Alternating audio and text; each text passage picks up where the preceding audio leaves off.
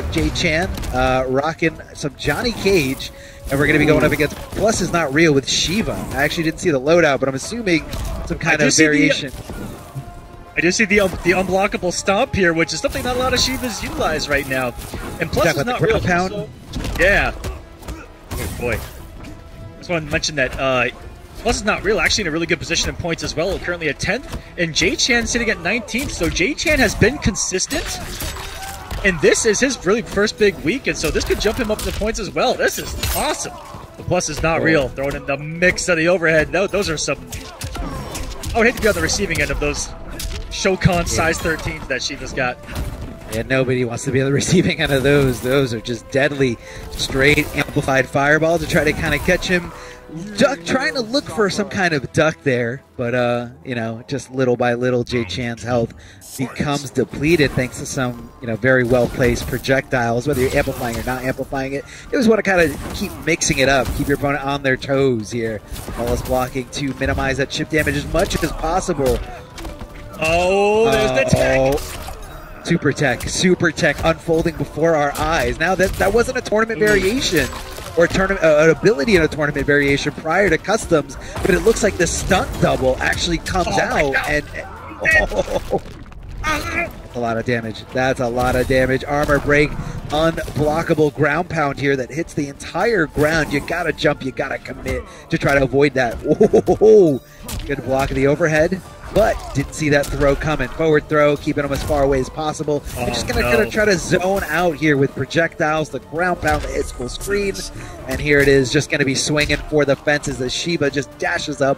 What are you gonna do? Lots of chip damage. Only thing he could have possibly done was flawless block, but even if that was something that he was going to be able to pull off, not going to be enough to put Shiva in any kind of real danger.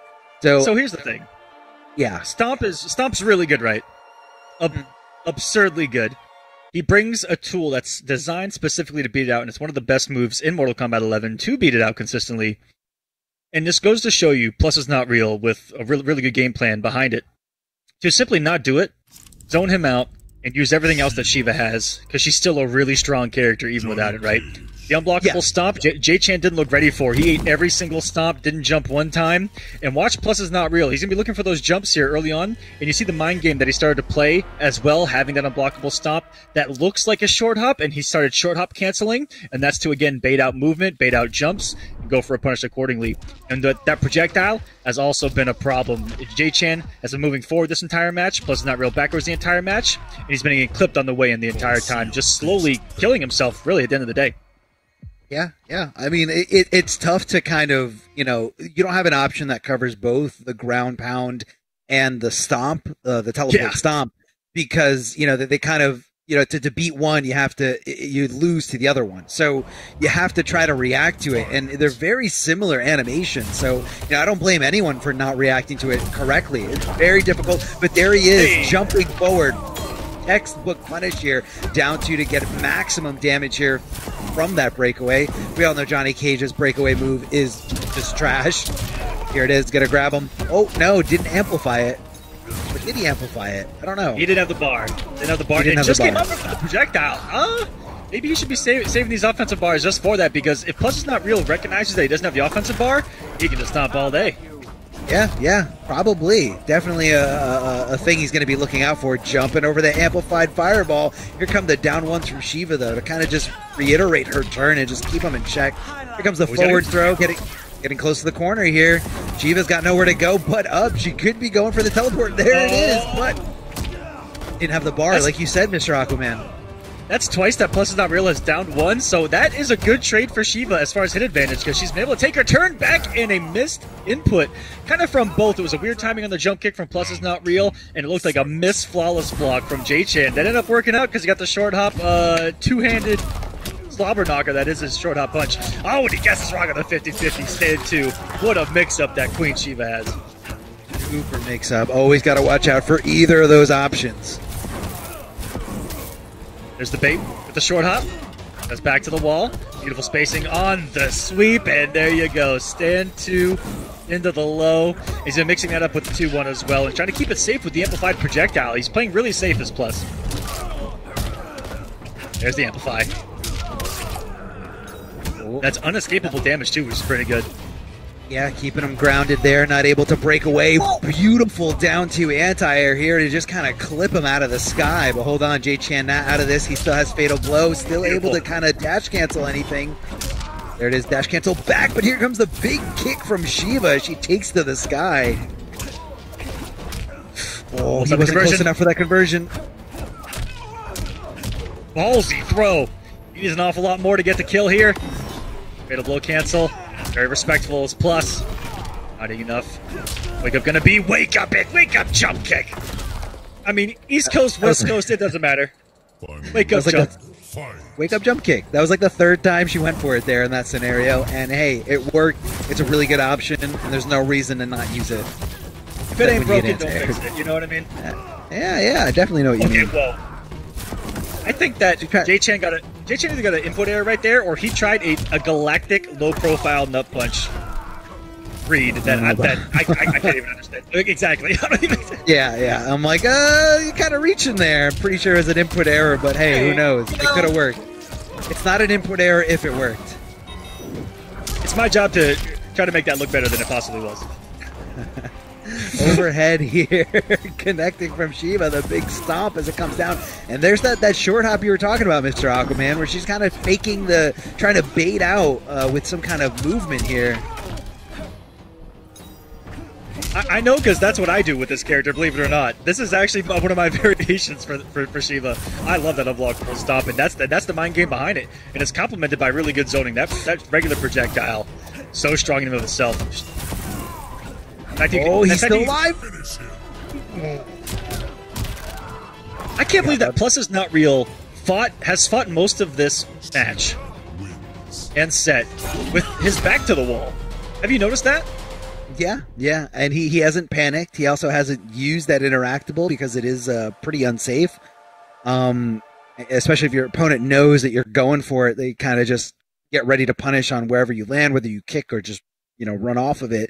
But yeah, he's been in the corner, but it has not been phasing him. He's definitely the Johnny Cage is the one chasing after him, because I feel like the full screen options are definitely more in the favor of Shiva, where she's getting like this little damage here and there between the unblockable ground pound, stomp, and the projectiles. So Johnny Cage is the one chasing in after him. But again, it takes a really patient player to not panic when they get their back up against the wall. Especially Johnny, where that can be jail. He has the 1-2-4. He's also got the plus frames. Like, there's so many things you got to worry about there. Just the range, but he's handled it really well. The jump kicks have been really clutch in that situation. The anti-airs haven't been there for Jay-Chan.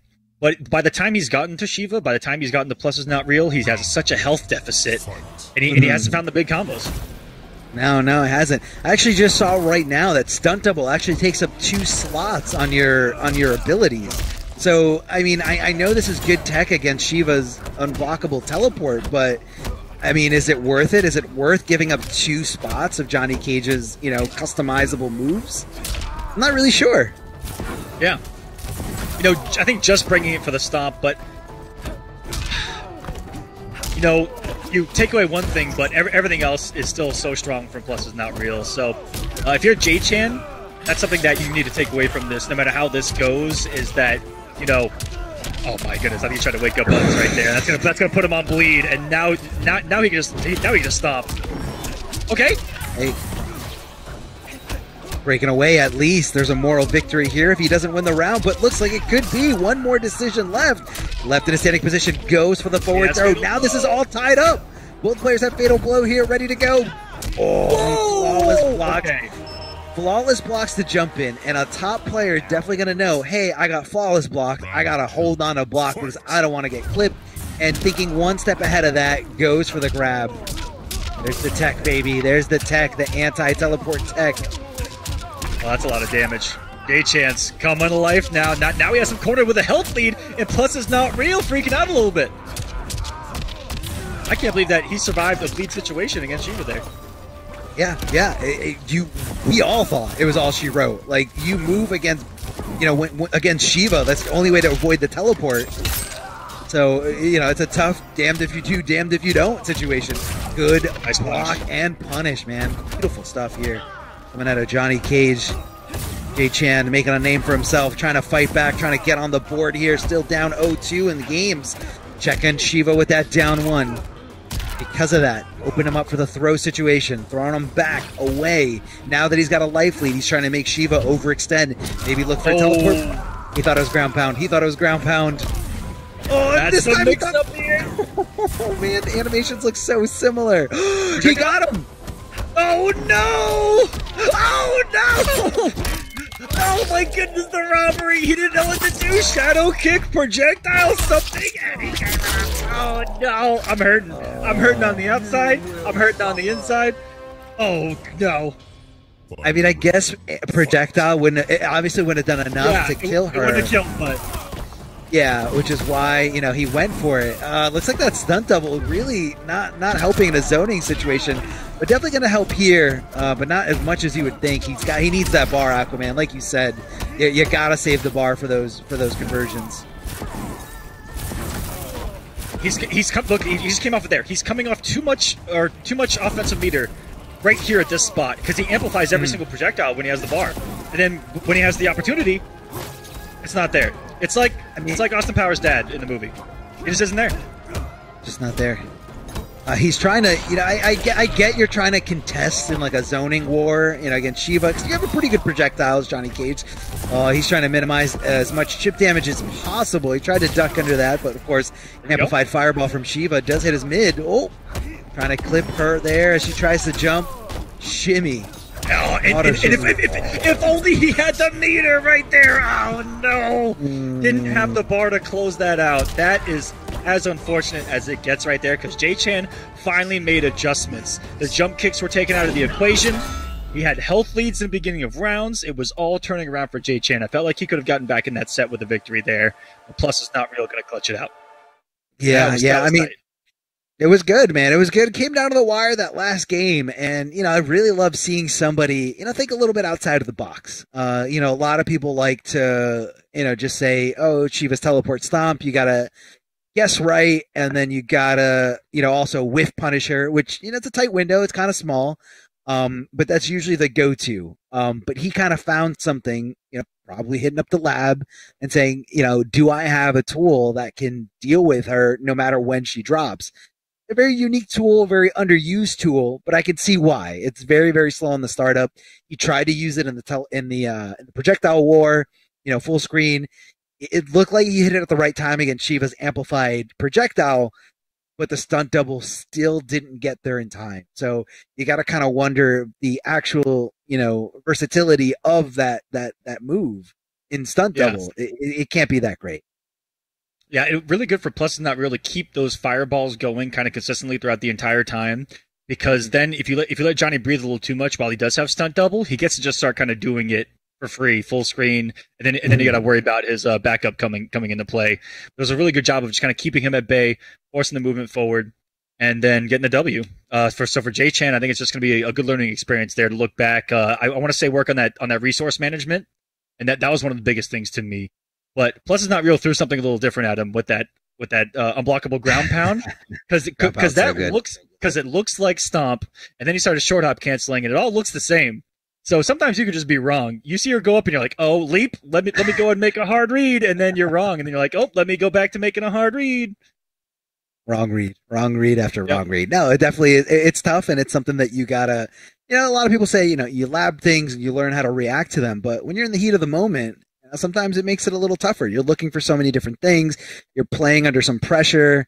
You're on stream, and sometimes the pieces aren't all there. But Jay Chan still is in this. That was on the winner's side, so we're going to be seeing more of Jay Chan a little bit later on in the losers bracket. So still in it. Still rooting for the new blood that has made the time and made the efforts, made the adjustments to make it into this top 8, because it's never an easy thing. Never an easy thing. No matter what game you're playing, like if you're playing against other people, you got to outsmart, you got to pace other people in the same game that with all the same characters that everybody has access to. This next match I'm super, super excited for. Like we touched on a little earlier, DJT versus Nubcakes. These guys, veterans through and through, probably the oldest competitors here. That's right. Probably the only two that are over the age of 30 in this bracket. But they're here, they're facing off against each other right away, and whoever wins this is going to have a nice seat in the winners finals, guaranteeing themselves third place or better. These guys are definitely familiar with each other's play styles. I want to say DJT is more of a patient player, wait for that opportunity, wait to get those, broken Cyrex MK9 combos, whereas Nubcakes really likes to he's patient, but he likes playing characters that can, force in jump-ins, make things happen. We saw him playing Batman in Injustice 1 and Injustice 2. And then Jackie, I definitely see Nubcakes right at home in MK11 being able to, apply that pressure, the jumping pressure over and over again. He likes to control the pace of the match. I think that's what Nubcakes really likes. He wants to either have you at his mercy or some form of fashion where you have to think about your turn. That's kind of what Batman did as well. And for DJ2, who came in last week in the Pro Comp, with Rain, surprised everyone, right? Surprised everyone with his Rain pick. Ended up taking the entire thing. And we'll see if he can repeat here. Who's still on the winner's side with that Rain. He's rocking Tidal Wave, Geyser, and Geyser Palm. This is a great loadout. It covers so many things. It gives him the launcher off 133. Gives him the great anti-airs. Great anti-air conversions. Get the Hydra boost to take away gaps. Give yourself a mind game on block there. And Tidal Wave for the mix-up. And not a lot of people believe in Tidal Wave. But online, it's even more real. Hey, look, guys, man, that's what matters right now. I'm telling you, online it is a real mix-up, and offline it's a semi-real mix-up. Oh no, we're gonna have to wait to see that. Unfortunately, we didn't see too much Rain during the few offline events that are out there, but we're gonna be seeing some great Rain play here from DJT. Like Mr. Aquaman said, this is last week's winner, not last week, but the last active week 5 winner of NA West, making the debut and just winning over everybody. DJT in chat saying that he's 27 actually, and I would have been wrong if you would have if I would have guessed if he was 30 or older. Yeah, I would have been wrong on that too, actually. Yeah, super wrong.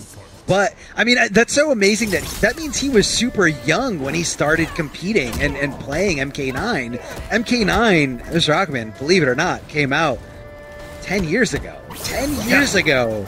Like, that's insane.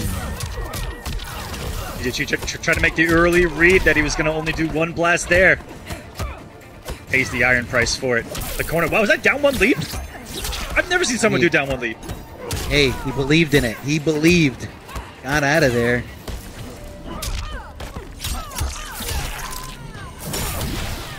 Oh, just meeting with a tidal wave. That's what I'm talking about here. JT's out here playing wavesies. Oh, but Nubcakes is playing footsies, and that's a whiff punish.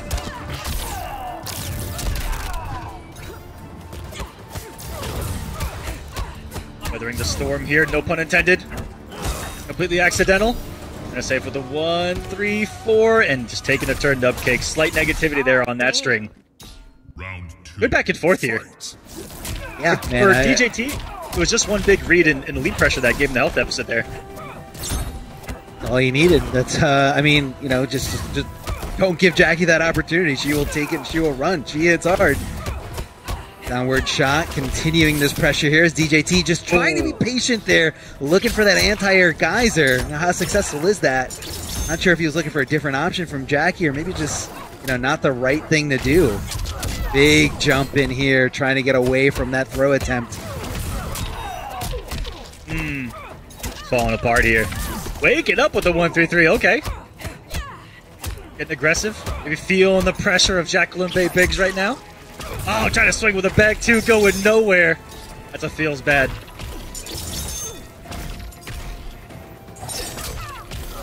Watch out, watch out. Bro, the mix-up gonna be? I'm gonna not nice stagger with just a 1-3. 1-3, only negative a couple. Gives him a wonderful mix-up backed up by the tidal wave, and wow! Nubcake's a big brain decision. I think that was a basic concept. Put a metric ton of active frames in front of me and in the sky, and chances are he can't get to me for the next couple of seconds. And sure enough, DJT moves forward into something active.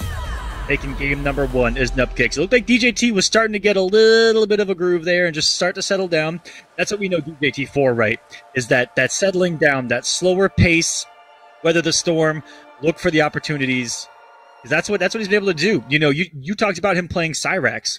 Yeah, with one hit he could kill you, but he blocked for like 50 seconds against Nomad dash pressure and looked for that one opportunity when he needed it most.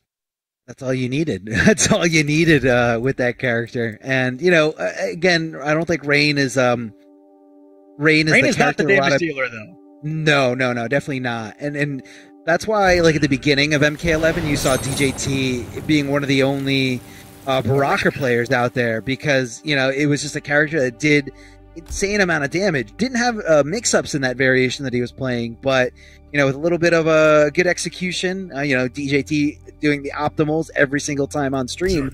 You know, I saw little shades of Cyrax, but for sure. I think what he likes about Raid is the mobility kind of reminds him more of the MK9 style, where you're kind of like, you know, freely moving around. Yeah, you're canceling your dashes forward, dashes back with block. And, you know, again, that game felt really fluid when you played it. And I think maybe that's why. I could be reaching a little bit. But I want to say that's something that DJT feels comfortable. We'll switch a variation here. This can be a fun matchup when you've got Geyser Palm. You know, you saw him try to make a hard read with it earlier.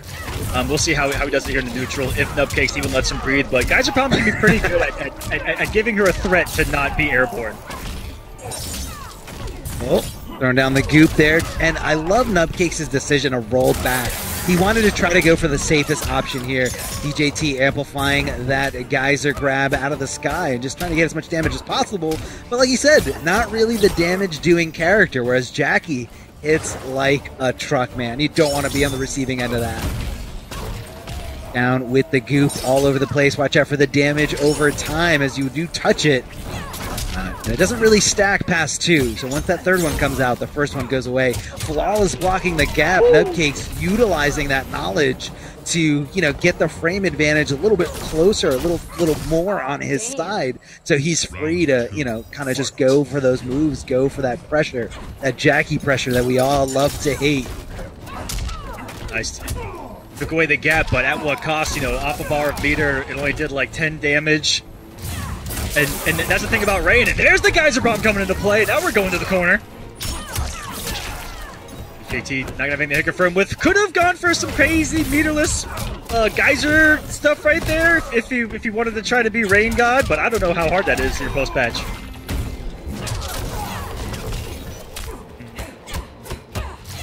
Nupcakes getting away with it right there. Landed into a position that DJT threw a stand one. He stole it with a down one. He's got just going crazy right off this pressure. Barely avoids the Geyser Palm. DJT on life alert. Comes in for the pressure right as the dot damage goes away. Not gonna get a conversion. Gets the throw. Has no meter on the projectile. Has to get aggressive. No, he decides to go in, fake it, and back off. This gives Nupcakes a little bit of breathing room. And the dash throw, that forward dash. You want to talk about gross? The Son of Argus' forward dash. It's a teleport. Yeah, that's what I saw there. Really, the mobility taking, you know, the toll here. The fact that he could just kind of go in and out, go for that throw. Nupcakes did not see it coming.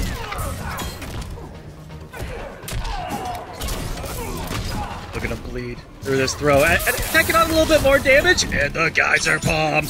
Doing one of the most consistent things you can do there. When you Geyser Palm with your back to the corner, conversions get weird. The game, it gets weird. So 4-3 just puts out a big active frame, but his only conversion in that situation. For DJT, the reads have been there, but the damage just hasn't been, and I feel like that's been the difference maker. Yeah, I mean, you know, when your character's got a little bit more, a little bit less damage output, you're going to need more of those successful reads, more of those, you know, correct guesses. Especially more than Jackie's ever going to need with this high damage output. But look at the spacing there from Nupcakes, waiting for that whiff, connecting, coming in between that space, and just like nothing, that DOT, even though your feet aren't on the ground technically during that animation, it's still going to take into effect here. Nupcakes just had to put down the dot damage and wait. Nupcakes looking like he's running away with this. DJT could be hitting the character select screen very soon. I know he does play other characters, like I mentioned before. Did play Baraka. Now, Baraka does have a specific ability that's really consistent at dealing with characters in the air, and that ability is the Spine Burst. So I don't know if DJT's got a loadout to fight against Jackie with that character. He might, but I don't think that's the end-all, be-all for that matchup. You know, Jackie can obviously not jump. You know, she can approach just the regular, like, on the ground. And, you know, you always got to worry about, you know, Baraka not having, you know, access to the other abilities when he's got to take up one slot for Spine Burst. But looks like he's staying with Rain. He definitely believes in Rain. You know, I saw on his Twitter a couple of weeks ago, and it even surprised me, because I am a resident Rain down player. That, I mean, I'm just going to call it what it is.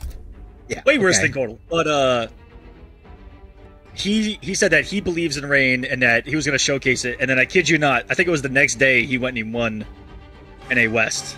So he talks the talk and he backs it up. Has a lot of belief, but I want to see what the adjustment could be, because Jackie's been a problem. Up close, she's got bigger, better buttons than Rain does. You know, all those situations where he tries to do any kind of stagger, he has to respect those mids that are confirmable, multi-hitting, safe on block, outranges the back two. If Rain wants to put out another mid, it's going to be a lot slower. You got forward two, you got back one. Haven't seen those at all. He's been playing that close game, relying on the 1-3 an awful lot.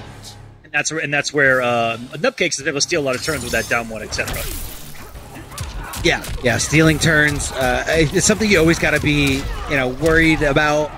You know, I feel like that's the go-to for, you know, anyone who's playing this game. That's just kind of the way that the game is. You got to watch out for those down poke checks. Oh, he was looking for some kind of commitment there in the air, but DJT just gave him a regular empty jump. Did DJT change any abilities here, or is he just sticking with the same ones? It looked like he stuck with the same exact loadout. Right. Ooh, guesses wrong there. DJT is going to be on life alert. And Nupcakes has shown really good matchup knowledge with the flawless blocks, taking away back 2-1-2 early, like he did in round number 1. If you remember him flawless blocking that, which is a tricky flawless block. Just that sets the tone for taking away a lot of Rain's mix-ups and staggers in pressure. You know, takes away back 2-1, takes away the back 2-1-2, which Rain's are used to getting away with and being safe with the pushback. So it's been hard out of the gate. It sounds like downplay to me, but that's okay. Hey, you know he's up. Breaking away immediately, Nubcakes, just to kind of, you know, get hold on to this life lead as tightly as he can. DJT with the right call out. Again, some flawless blocking coming in here out of Nubcakes. Ooh, there goes the mids from Rain. Watch out for those. That was definitely an input error. That was 100% an input error. No way he wanted that, but he must have pressed 1 and 2. I'm not sure. Could have been either one. And he was already pre-committed to the tidal wave off of back 2-1 rather than look for the hit confirm, and that could be what cost DJT the comeback here. And that is going to do it. Nubcakes takes it 3-0. What could have been. You know, he was pre-committed to the back 2-1 tidal wave on block. Simply to take away that flawless blockable gap, if I'm not mistaken. Then was probably wanting to use the hit advantage to try to close that out. But if only he looked for the hit confirm to try to get around on the board there. Not going to be the case. Nubcakes takes it 3-0, and Nubcakes has been on that tear, getting a victory over Averk before this top 8. Had to beat Shujinky Dink before that. Yo, shouts to Dink. I haven't seen that name in a bracket in a long time. And I'm oddly going to touch on this, but Averk versus Mike Trelinsky happened in that bracket, and that had to be the Scorpion mirror of all Scorpion mirrors. That had to be really cool. But DJT is still going to be alive, going down the lower bracket. But Nubcake's looking pretty strong, as he has been this entire pro competition. That's why he's sitting up here in top 8 in points. Yeah, man, it's gonna be that was a very dominant performance here from Nubcakes. Again, every time he comes out, definitely showing and definitely showing he's one of the more consistent players. I don't think he's missed many top 8s here in this NA West, and you know, just out there trying to do what he loves to do, and that's compete. I mean, even when you saw a shift away from, you know, a little bit more online versus offline. Nubcake's still going to, you know, those participating in online events during Injustice 2 and continuing to do so here in Mortal Kombat 11. And that was that's quite a performance. Quite a performance, especially considering that the DJT was the most recent winner here. I mean, he won Yeah. last time in this region. A Nubcakes just took him out like it was nothing. It was 3-0, pretty decisive, a few close rounds, but for the most part, I feel like Nubcakes was just on point when it came down to those whiff punishes, the right decisions he was making, and even his like air mobility decision. Like he was very aware of Rain's options. Whenever the anti-air geyser grab was an issue, Nubcakes would just kind of like position himself where, he can avoid it and kind of bait out DJT to look for it, to just kind of keep him, consistently guessing, like, when is he going to down shot? When is he going to like super jump to the other side? And that's what it is. You don't want to be predictable. And that's what really helped Nubcakes here. So, our winners finals is set. What was that? I was going to mention real quick. They did not meet last week in bracket either. That DJT won. He won the entire thing. And I looked at it, the entire history. They did not play. So Nubcakes came in and probably did that homework, by the way, looking back. But real quick, I want to give a quick shout outs to Astro Gaming. Thank you to them for being the official audio partner here of the Mortal Kombat 11 Pro competition. All of the caster audio is powered by Astro for the entirety of the season. Go visit astrogaming.com to find out more information on all of their officially licensed PlayStation audio products. Go check them out. And it sounds like we got that next match ready to go. Did I just hear Melina? All right, I'm leaving. This is a character. This is a character that a lot of people were up in arms about even before she was confirmed on the roster for this game. But once this character came out, a lot of people said she was a problem, really, really difficult to deal with. And then that kind of just tapered off almost immediately, where I feel like nobody thinks that Melina is a really, really good character. Yeah, she's okay. She's by no means she's not like a trash character, but there's no way that she's a super dominant top tier character. I can save your soul. It is you who will need saving, Thunder God. Accept my mercy or face my wrath. And let's talk about these two. I mean, let's start with the characters here. Back-to-back top 8s with Raiden in them. Let that sink in, ladies and gentlemen. Back-to-back top 8s with Raiden in it. And we got Melina coming in. Lankiness, a long time. I think day one Raiden specialist. Lanky, I don't like playing him. And we got Shinigami here rocking the Melina. An incredibly rare pick as well. And this Purple Lightning looks super sexy with the Christopher Lambert skin. Yeah, big shout outs to all those movie skins, man. I really love that they actually got the actors to voice it. It was so incredible. Intertwining all of Mortal Kombat, together here in Mortal Kombat 11. A nice neat package. Down one. I don't know about you, but I can hear Christopher Lambert talk all day long, I will never be tired of it. That is a voice right there. Thank you, Dennis. Playing that keep away game right there. That looked like there was a little bit of a delay on that projectile. Dodge and Shinigami now with Fatal Blow available. Back one pressure. And actually rocking the staggers of Melina. Some solid gameplay right now. Definitely solid there. Didn't want to overextend anywhere, and instead, just kind of going for those mids for Melina. Not the fastest mids in the world, but, fast enough to keep that pressure going. What a hit confirmed there. Down 2, thought that the breakaway was coming, but that's okay. Still get the damage on the board, still have the control of the corner as Melina just claws her way out, throwing those sides around, but hold on a second. Big drop, wake-up buttons, meeting to your demise, and right now, Raiden at a huge life lead that's slowly going away, just like his bar is, thanks to that breakaway. Oh, empty jump. He thought maybe he would go for some kind of shimmy there, but Raiden did not bite. Lankiness just keeping that defense all the way up. So here comes the Melina ball roll, getting right under that projectile. Oh boy, answers with a low of his own. It's going to be punished. Oh my goodness, it's still punished with a down 2 into the Fatal Blow and Shinigami. Showcasing what Melina can be all about. There haven't been any overcommitments. You touched on it immediately. That is Melina's weakness, is the fact that she is a character that you have to commit beyond really quick staggers, like that back one, like the stand one.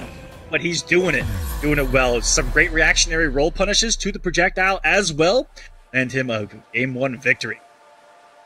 I mean, ball roll, such a good thing, just because of the fact that it really lowers your hurt box.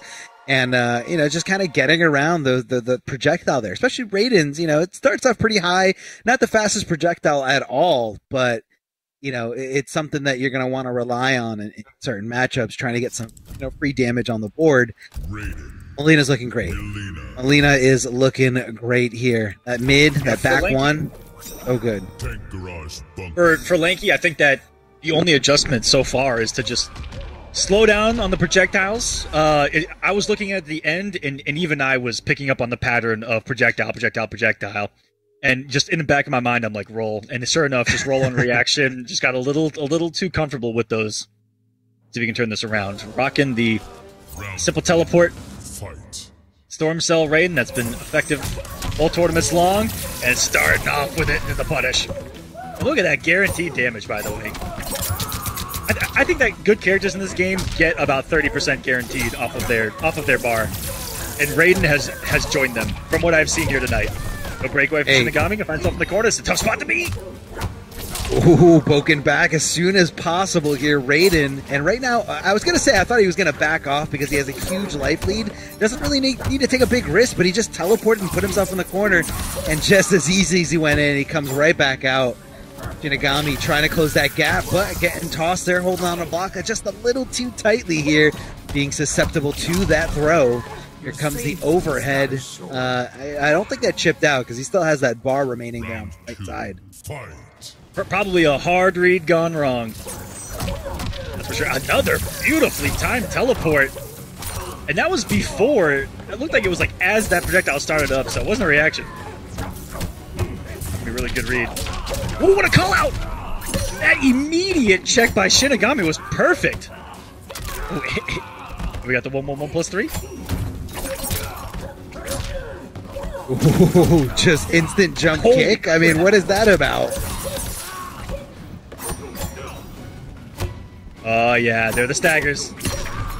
Gotta be careful of the threat of throw and coming in hot. I don't know if that's a 4-3 or 4-4. I don't know the input because I refuse to touch this character in the lab.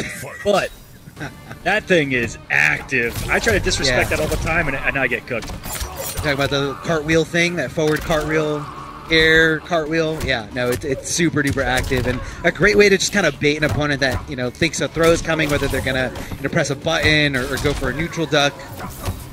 Good option. Oh, didn't get the second hit there, not able to convert, but able to pop her up thanks to this Thunder Wave. The forward throw, keeping the corner positioning here, not going for the throw mix, so we're not at that part yet. Regular overhead this time does get blocked. Ooh, the punish! I don't think that he knew that was a punish or believed that was a punish.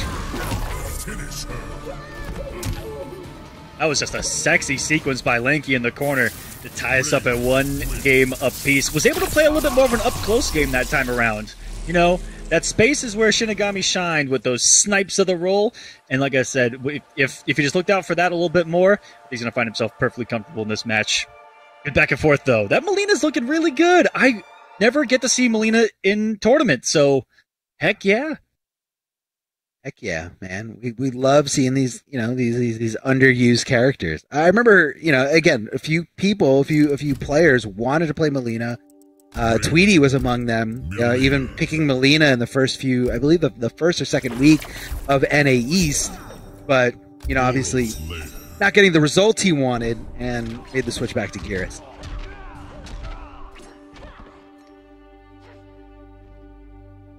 The variation change, we got the Vanish. And we got the Command Grab. Okay. Vanish I've only seen once in a casual match ever. So we'll see what he can do with it. That's where she turns invisible, right? Is it not the... I'm not really sure. I know that the Command Grab should be her armor breaker, if I remember correctly, from the early Melina days. Let's see how she vanishes. Could be something that she wants to, utilize in some kind of, projectile war, some way to get in. I'm about to see some ethereal stuff and freak out. Hold on. I keep thinking I'm going to see a low profiling down 4, like an MK9, where she just goes into the ground and you can't hit her. But they didn't give her this. Oh, jump over to the other side. Little cartwheel for some pressure. This time, lankiness. Just not biting. Oh, there we go. Yeah. Disappears. Oh, that was disgusting. So that was the command grab. I think she was kind of finishing out the the breakaway, but Lankiness never gave it to her. Ooh. Huge risk. You bet it all on that roll. Punishment ball dating all the way back to I guess MK1. Yeah, I'm not the biggest fan of that particular roll. That's the only roll I don't like so far because it wouldn't have killed.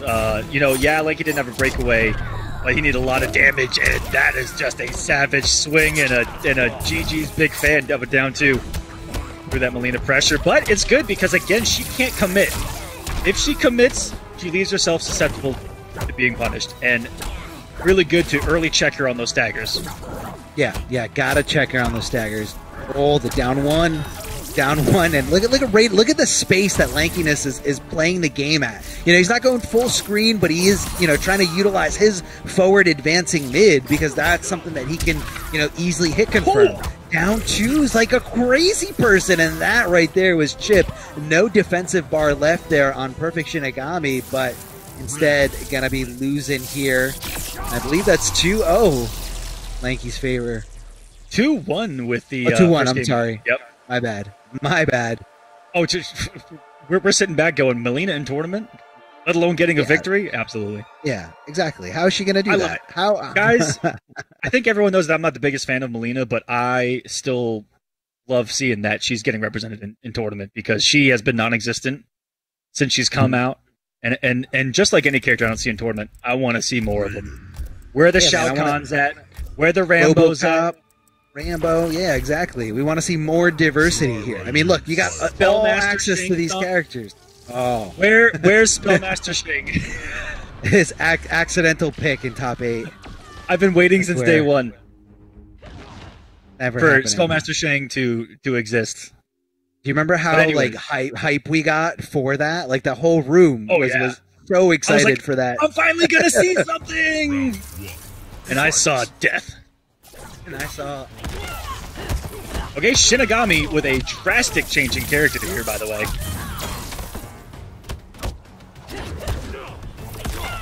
Cetrion's on the board. She's still purple though, so you know, little shades of Melina here. I respect it. I respect the wardrobe, the drip, as the kids say. Oh, beautiful throat escape there. Just in time, but unfortunately Cetrion going for a ride here. Lots of damage. Standing position right next to you when Boulder goes up. Safety. The name of the game. Pushback. Really good use of 4-2 by Lanky, knowing that the pushback was going to be severe and immediately want to put something active there. That was beautiful. Stepping on her with the forward 3. Again, it's getting aggressive. Fought his way out of the corner, which is no small feat. Round 2, fight. Oh! Look at that was a universal input for Shinigami with the down. Beautifully done. One answer for the teleport. She got a teleport of her own. We can get nutty. I've actually not seen this matchup a lot in tournament as well because we don't see Raiden a lot, and I've wanted to see how he's able to handle her because she actually has to think about teleport as well, which is not something you rarely see. Getting a Cetron to think about something in and of itself could be a victory. Wow. Just gonna put that out there. Okay. Yeah, teleport's a really good way to deal with zoning, even when the zoning is as good as Cetrion's. Beautiful hit confirm here. Gonna be enough to kill. And Perfect Shinigami trying to turn the tides back into his favor with this Cetrion pick. We're going from low tier to the best tier in this Cetrion pick. And it's looking really good. Because what Shinigami was doing with Melina is only enhanced with Cetrion, right? Those staggers become a lot better. He can actually extend and commit and not be punishable at all. And that's why I say getting Cetrion to think in and of itself could be a victory because she can just pressure, reset neutral every single time, and force you to make mistakes just like that. And that pressure is never ending. If you guys would like a fun non-drinking game, take a shot every time Cetrion's unsafe. And that's what I mean by that. That doesn't sound fun. I don't think anyone wants to do that, but it's a really look, man. You make the pick. Everyone's available to learn any character on the roster. And sometimes you can't just go, into a fight with just the same character. Sometimes you got to mix it up, and you got to make sure your backup characters and your backups to your backup characters are ready for this. And right now I'm seeing Cetrion ready for the test, as Cetrion was the factor that brought this set into a Game 5 scenario. Looks like we're going to be sticking here with Raiden. Let's see if he changed up any of the abilities on him, though. Yeah, I don't think Lanky plays anyone else but Raiden, but I do know that Lanky has some swag variations, but we're not going to see it here. He mixed me with something that I don't even know existed, but anyways, it's not going to be the case here, because I think that it isn't as solid. I mean, having the teleport alone, I think, is going to be key against Cetrion here. Yeah, it's definitely a driving factor of, like you said, trying to make Cetrion second guess, when you're throwing out these projectiles, because that's what, the torpedo, the Superman, because he's not on the ground, able to get over that second ground pound, but you got to watch out. She can cancel it, block, and make you really, really punishable. That was ridiculous. Did you see him space that perfectly? And we got the accidental side switch. What's going on? The force of Mother Nature is on display for us. Shinigami, match point here. One more round to continue on in this bracket. Check that teleport to down one. You're very shook. I can tell you're shook.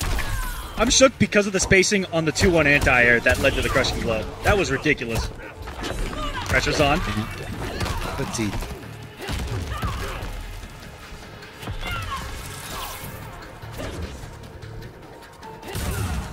This has slowed down quite a lot here. Yeah. Zonesies? No, nobody wants to, commit and go for like a teleport, because they know that the other player's constantly checking for it there. Either way, Raiden is the first one to go in. Yep. And you really know that they're looking for it when Lanky teleported and didn't do anything. Like that says a lot, right? Yeah, that says I'm scared of what I'm about to do right now. Oh, try to go for the low, but Cetrion's buttons meeting you just in time here. Oh, if he kicked a little bit later, that could have been a nice convert, at least some damage on the board, but unfortunately for Cetrion, not going to be it. Thunder Wave going up for a ride, the down two, and what a devastating decision there from Shinigami to break away and still lose there, going into this final round with no defensive meter. Ooh, and that becomes more of a threat with Cetrion versus Melina, right? Where those quick staggers are pretty easy to check, just like Lankiness was doing. Now there's a whole lot more to worry about, and that's what we call an optimal Cetrion combo, baby. Using those interactables, man. Watch out. Pay attention to your surrounding. That's going to be a big punish. Even went in to get as much damage as possible, doing that down two crushing blow, because this is the last round here. Okay. Corner time? Comeback. One decision at a time. One decision at a time. This is going to do a lot of damage, but he's going to need at least 2 more hits. I mean, Raiden can do pretty good damage with a bar. Let's see if he finds it. He's got an offensive bar ready to go. Oh, but he didn't have the defensive bar to withstand anything that Cetrion was throwing his way. Maybe a crazy teleport would have sealed the deal, but either way, it's going to go to Shinigami with that Cetrion pick. Staying a little true to Melina with the purple, with the purple shade here, but it's okay. We'd love to see Melina. Really good... Yeah. Oh yeah, same. I love the Melina pick, and Shinigami played her incredibly well. It was incredible Melina play, but it came down to the matchup where Lankiness was able to just kind of control the pace of the match a little bit too well with Raiden, and with Cetrion it became a completely different monster, right? Where when he got his turn with Melina, it wasn't as threatening as Cetrion is in that situation, and not in damage, but more utility and recreating of the space with the pushback of Tornado. All that fun stuff comes into play, and those quick staggers that he liked with Melina opened up a lot more offense, because he actually didn't rely on a lot of Tornado pressure, like more Tornado pressure that we see out of a lot more pros. He was a little more kind of stagger throw. He's like really strike throw heavy, which was nice to see. Mm-hmm. And some crazy reactions, which were beautiful. That sequence in the corner was mind-boggling. And I can't even imagine how plus that Tornado was. For it to hit that high, and then you end up like inside of each other, yeah, I wouldn't have pressed. But it was still good gameplay. Nobody's going to want to press in that situation. But yeah, I definitely saw him more at home when he was playing a character with more options from far away. Which you could kind of see when he switched the variations for Melina, where he wanted maybe a Vanish to kind of throw out in, the neutral, like mid-range to full screen to try to get something going. But, Setron, of course, having incredible options at all ranges, especially far range. But, you always got to wonder about, that Raiden teleport. One good teleport can get past any kind of zoning you're doing with pretty much any character. So, it's not necessarily, you just sit back and throw projectile. Like, you really gotta think about it. And I liked that first pick from Melina, the different variation, the Vanish variation, didn't look like it was super effective, right? All the individual things that he brought, we didn't see any command grabs, really. The one Vanish setup was cool, but didn't lead to a lot of damage. He got like a air-to-air jump one into like 150 damage. But with the other variation, he had better pressure, right? The amplified dagger toss makes kind of all of her pressure safe, which does open up that kind of quick strike throw or quick stagger of stand one into something. Yeah. So I like that game plan a lot better than the Vanish one, but then he goes set around and none of that matters. It's because it's just a different character. But I still liked what I saw of Melina, and I would have liked to have seen him stick it out with that first variation. But I also respect him as a character loyalist, mostly there to try something really cool with the Vanish, because that gives me Ares and Justice 1 vibes all over again. Yeah, it's definitely really cool to see, a character disappear, and, you really got to know, your spacing, where you are after certain strings or certain combos, like exactly how far you're away from an opponent, or where you're going to be after, just one jump in.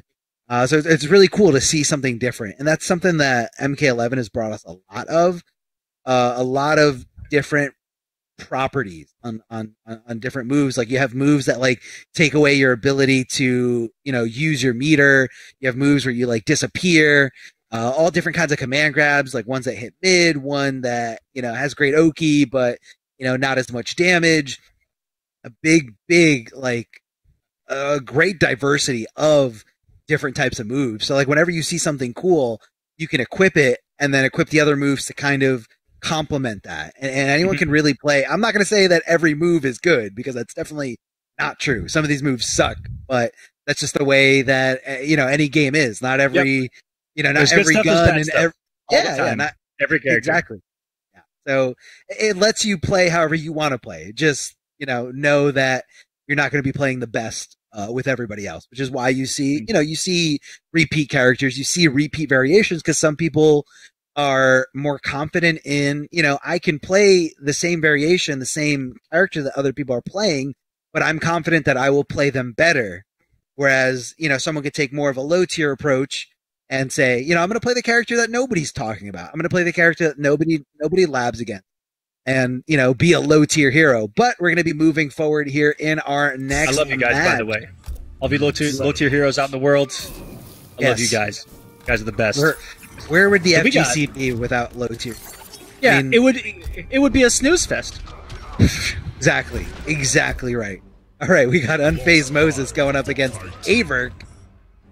And Unfazed Moses got third last week.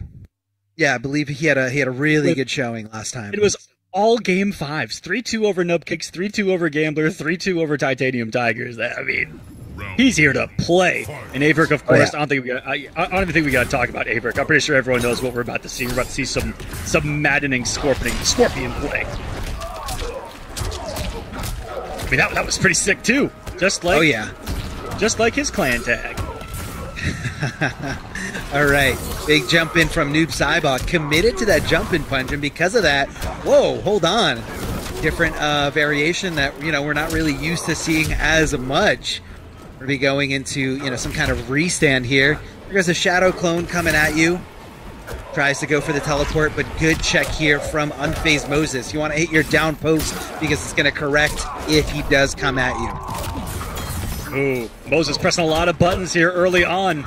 By the crushing blow from defensive bar, the instant. Micro duck by Averk there. Going to put him on chip territory. Oh, some opportunity there. Nice jump. Moses trying to snipe him with the crushing blow there, and had the fatal blow available. Not the worst thing to swing with right there. That's his 9-frame mid. A little outspaced, and that is the Averk special. You know, if that was blocked, that was going to be OS. Oh, it definitely is. I mean, you gotta know, things that you can do to cover both bases, whether they block or get hit. Cashing in big on that crushing blow throw, 30%, not too bad. Surprised he didn't go for a teleport there. He had the bar to extend it and for even more damage, but Averk's just going to keep trekking on, not going to let that mistake phase him at all. Here comes the overhead, then followed up by the low, getting nice and tricky here. That's so smart, too, because every single noob Cybot player... Oh, he's got the bar. He's going to rip out the... Oh, I thought he was going to rip out the heart. He ripped off the head. Oh, that's a 50-50. Averk can't block that. When he blocked the amplified slide, he reversaled with back 3, which may have been one of the most galactic things I've ever seen, because every noob Cybot player on planet Earth is going to press down 4 there. That was so 100%. Smart. He went overneath the down 4, immediately got the turn back. That was really smart by Averk in a really, really small situation that turned the tide there. Yeah, and that's somebody thinking, ahead. A lot of players, it's hard to come up with that where, someone does something and you're like, they're always pressing this button, whether it's, this noob Cybot or another Cybot, another noob Cybot, and you're just, you gotta figure out ways to get around it. You gotta, utilize some moves, some low crushing moves as we just saw there.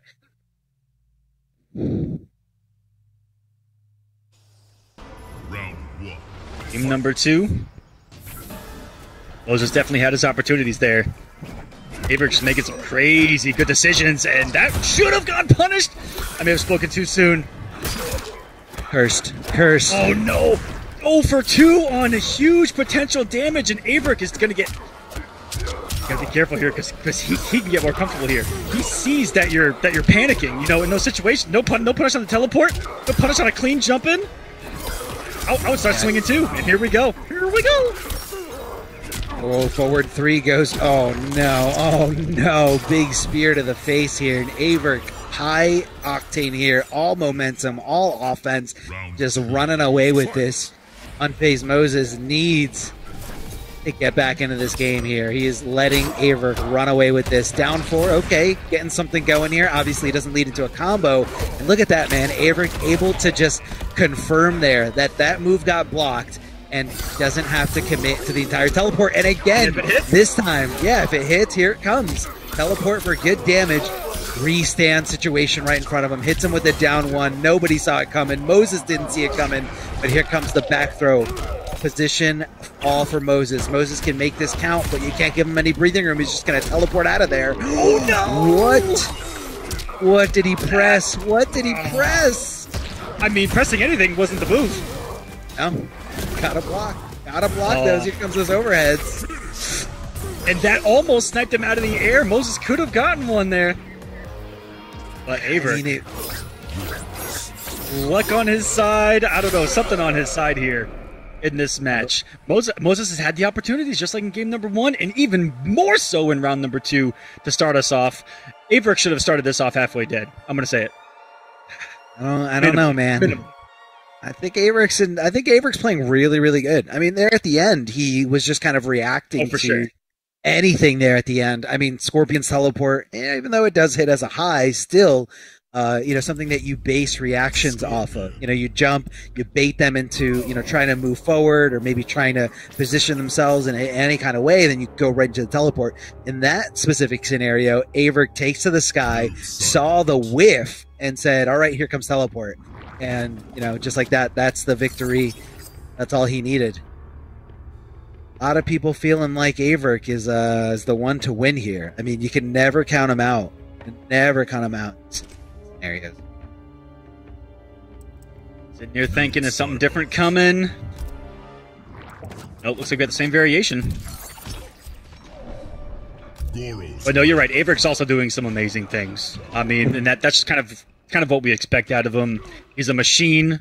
He's one of those robots of a young player that do things that don't make sense to a human, but to a calculated robot do make sense because they work. Great reactions. I mean, one of the best micro duckers I've ever seen, and that says a lot. Well, right there, reacted to that projectile. So he just jumped back and said, go ahead, try to do something. And this is what Scorpion does to you. Scorpion makes you feel like you cannot move. I feel like that's kind of teleports in general in this game. Oh, yeah, it's going to be a big down to crushing blow punish. Oh no, he 100%. I don't know if it messed up the OS with the flawless block, but I know when something is flawless blocked, I hear it and I swear that it hits.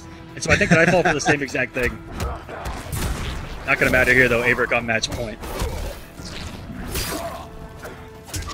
Oh, ducking right under that throw. That neutral duck, able to get under that throw attempt here.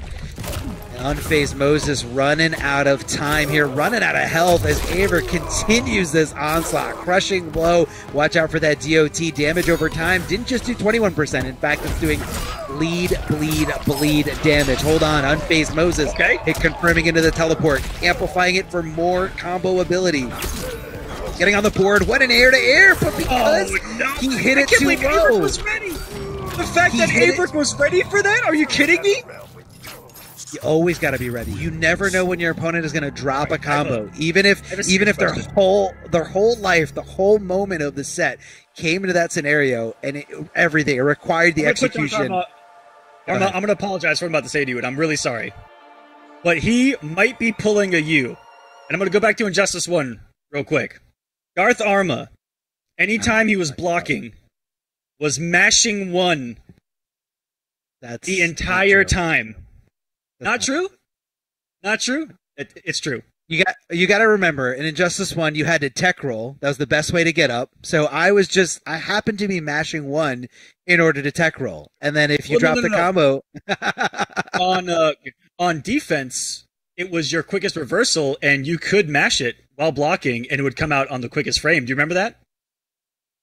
I was doing what Averick did there, and I was reacting to people not executing things correctly and just taking my free punish. That's all it was. Not only that, but 113 from Batman was pretty safe and broken. Just didn't have that one. I like that behavior. Yours, so in your instance, it was more on block where like as you're if you're blocking, you were pressing 1 for the reversal punish, and then for Averick there, he's just getting comboed, and is he just mashing 1 infinitely? That's what I want to know. All right, guys. We're over here reminiscing. I remember that. I remember you telling me that, and I was like, that's kind of really good because of the 6-frame punish. Anyways, I digress. Beautiful stuff there by Averick. And guys, go check out the merch store. Rep your realm and visit the Pro Competition merch store. Browse the apparel featuring your league and favorite MK11 characters. Amazon.com/Mortal Kombat. And I believe that we are going to our next break. We're going to have, I almost said Darth Arma again. Wow. We're going to have double Darth Arma coming on next. He's going to be joined by Ultra David coming up. Guys, don't go anywhere. More of this Mortal Kombat 11 West action from next. Hey everybody, welcome back to the Mortal Kombat Pro Competition North America number 6. We're in the West, of course. You've already seen the first round of that. My name's Ultra David, and I'm joining Darth Arma right now. Before we get into the rest of the event, I just want to shout out PS4. Of course, Mortal Kombat Pro Competition is presented by PS4 Tournaments. You can check out the PS4 Tournament Open Series, for example. There are weekly competitions for all skill levels. You can compete against your friends. You can compete against rivals for unique rewards.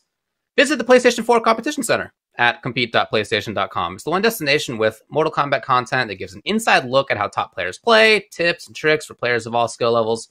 Just sign in with your PSN ID. You can see a whole list of available PS4 tournaments to sign up. This tournament, already looking very interesting in some ways in that first round. You know, most of these tournaments that we see, for example, in the East, we had a couple of 3-2s. There were three 3-0s in that. Like, there were some players in there who absolutely blitzed through to make it into the next round. I mean, they're just antsy to, get it over with, get through this, and, try to get those points. Yeah, like David said, probably the most one-sided set so far that we've seen. I'm probably going to have to say it would be DJT versus Nubcakes. Nubcakes just on a complete tear. And not to take away from DJT. Sometimes Nubcakes, when he's on fire, he is on fire. Especially with a character like Jackie, jumping in, getting that damage, getting out, throwing down that goop, that damage over time. And it's so hard to deal with a lot of it. But we are here in the top 6 of this top 8. We have 2 players that have already been eliminated. Those players are Lankiness and Unfazed Moses are now eliminated. They both took 7th place and a good amount of points, so they are getting a little bit closer to solidifying that spot, that top 16 spot for the sub-regional finals of $10,000. It's going to be a little bit later this year. So we still have 6 players remaining. Some knocked down here from the winner side to the loser side. DJT falling to Nubcakes on the winner side. And we also had J-Chan falling to Plus Is Not Real on the winner side. They're going to be fighting down here in the lower bracket for their tournament life. I believe first we're going to have DJT versus Perfect Shinigami. Shinigami, who we saw playing a little bit of Melina and then switching over to the Cetrion, keeping it nice and canon, keeping it purple. And DJT, who we saw fall to Nubcakes, looks like he's pretty much staying here with Rain. Loves the fluid mobility of the character. Not as much damage output as some of the other characters he's played in the past, but does like having those options. And I know you're a big fan of Baraka, David, but I know we do have some special intel on today's players. Let's talk breakfast matchups. What do we have? Let's talk about the breakfast. Exactly. This is what I want to talk about right now. Every week, I ask players to give me some quote. Tell me something silly about yourself, or give me some trash talk, or something. And they never do. So I figured instead we'll take a completely different tack on this. Let's talk about breakfast. SCG J-Chan, who we're going to be starting very soon, prefers French toast and omelets. Couldn't actually choose one. I'm not sure that's legal, but French toast and omelets is what he went with. Plus went with hash browns. Hash browns. I don't know. Very plain. I see that more as a side, but you know, maybe he just doesn't eat a lot. That's not the main thing. I don't know about this one. Nubcakes went with Irish coffee. That's hilarious. DJT went with fresh out the oven bagel with avocado spread on top. So you know he's a genius. Here he is. Fellow bagel lover. That's my own number one. That's my answer. I got lox bagel sandwiches. DJT's in here with Rain. Yeah, he did mention last time that he's just going to run Rain the whole time. That's all he wants to play. He enjoys the character a lot. That's cool. And of course, he won last time, so why not? And we got Perfect Shinigami, who came in here highly recommended with both Cetrion and Melina. Tried the Melina, like you said, didn't work out. So it's Cetrion. Makes a lot of sense. Yeah, Perfect Shinny is an eggs and bacon fan, as is many people out there. It's a common one. Yeah. Top tier. Warm, hits the spot, fills you up. I definitely see it. You are half mortal, Rain. Round 1, fight. So we have an instance of a lot of mobility on one side here, and I really like how DJT will play with that, with his own spacing against things.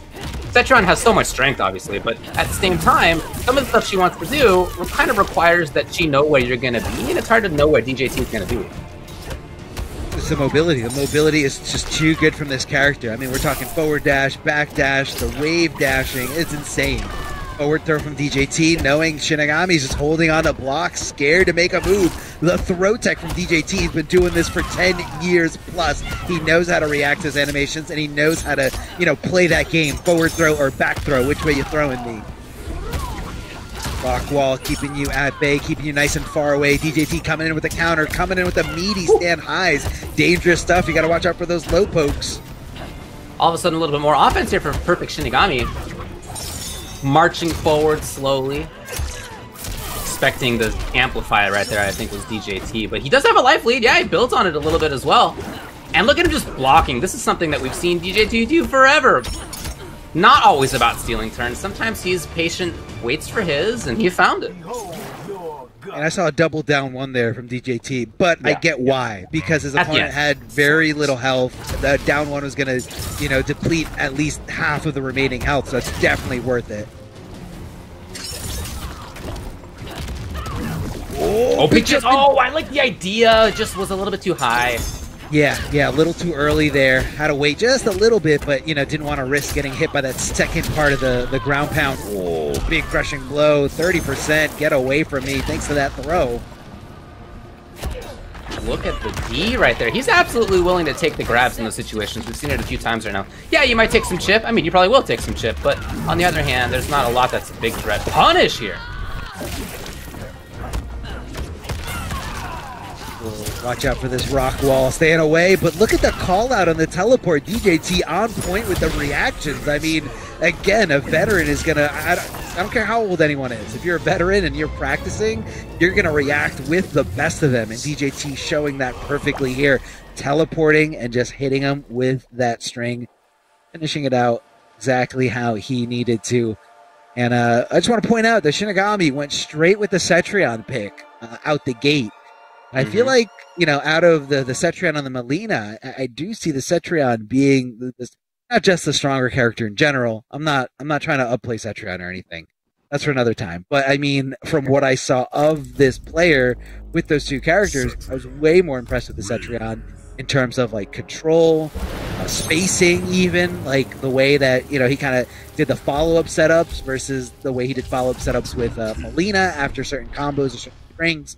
And just a really good way of just anticipating things. I'm seeing a lot more click here with Cetrion. Not really sure if that was the game we wanted, but he is sticking with Cetrion. Sticking with the same, looks like the same variation. That teleport's going to come in handy for mobility. Old man DJT, just looking to win 2 times in a row to sit comfortably in the top 16 is what he told me. And starting out in this match as well, looking pretty good. I don't know if he was too. I don't know if he was too far. If DJT let go a block, very very tough to distinguish that animation.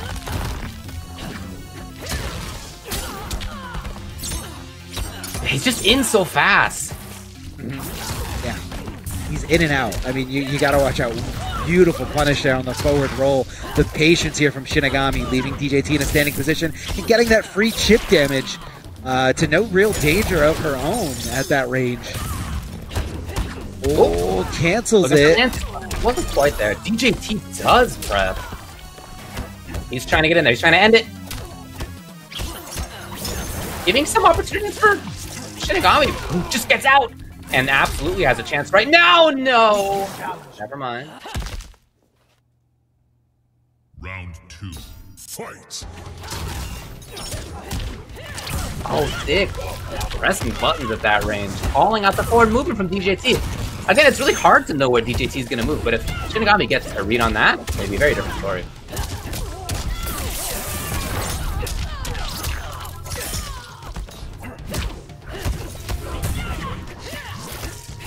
Oh, teleporting out of there. DJT with a nice check, but does get thrown for his troubles. Straight laser coming out, and DJT again utilizing that mobility of that horizontal bubble. There it is again, getting through, fulfilling that crushing blow requirement, and getting some nice hefty damage here. DJT back into this round, tying it up. In fact, taking a slight lead here, stealing his turn back, canceling those down pokes, but this might be all she wrote with a fatal blow coming down, and I definitely agree with that decision here from Shinigami.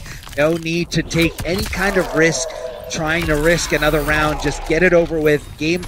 Round number 3, the final round of this game. Shinigami needs this momentum. He needs this shift to come back to his side. But DJT can go into this knowing no fatal blow is available for Cetrion.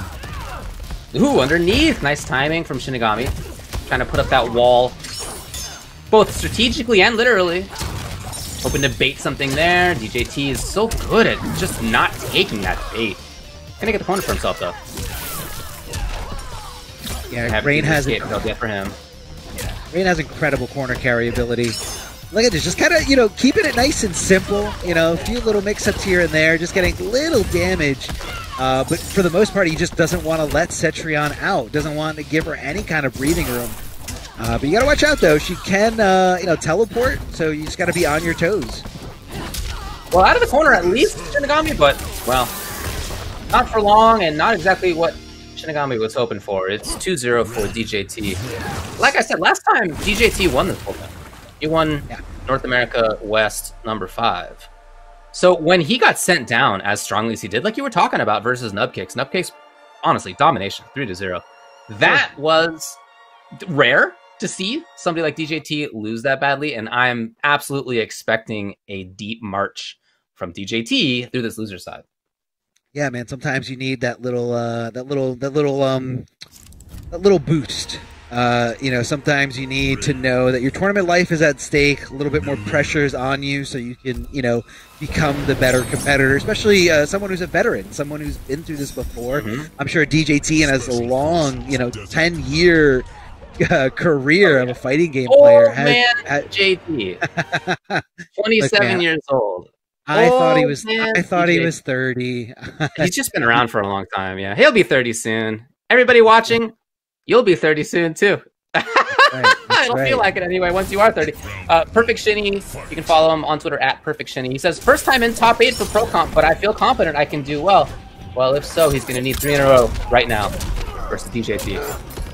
Okay, and he's given the last ditch effort here to Melina. You know, it could get DJT in the fact, though, you know, maybe not as familiar with his character. Oh, ducking right under. Never mind. As soon as I said that, he ducked under that, punished it, no problem.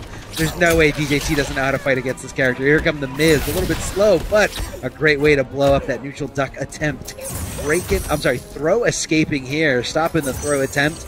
Shinigami, very well presence of mind here. DJT backing off, trying to hold on to this life lead as dearly as he can, getting the free little damage. But look at the whiff punish, David.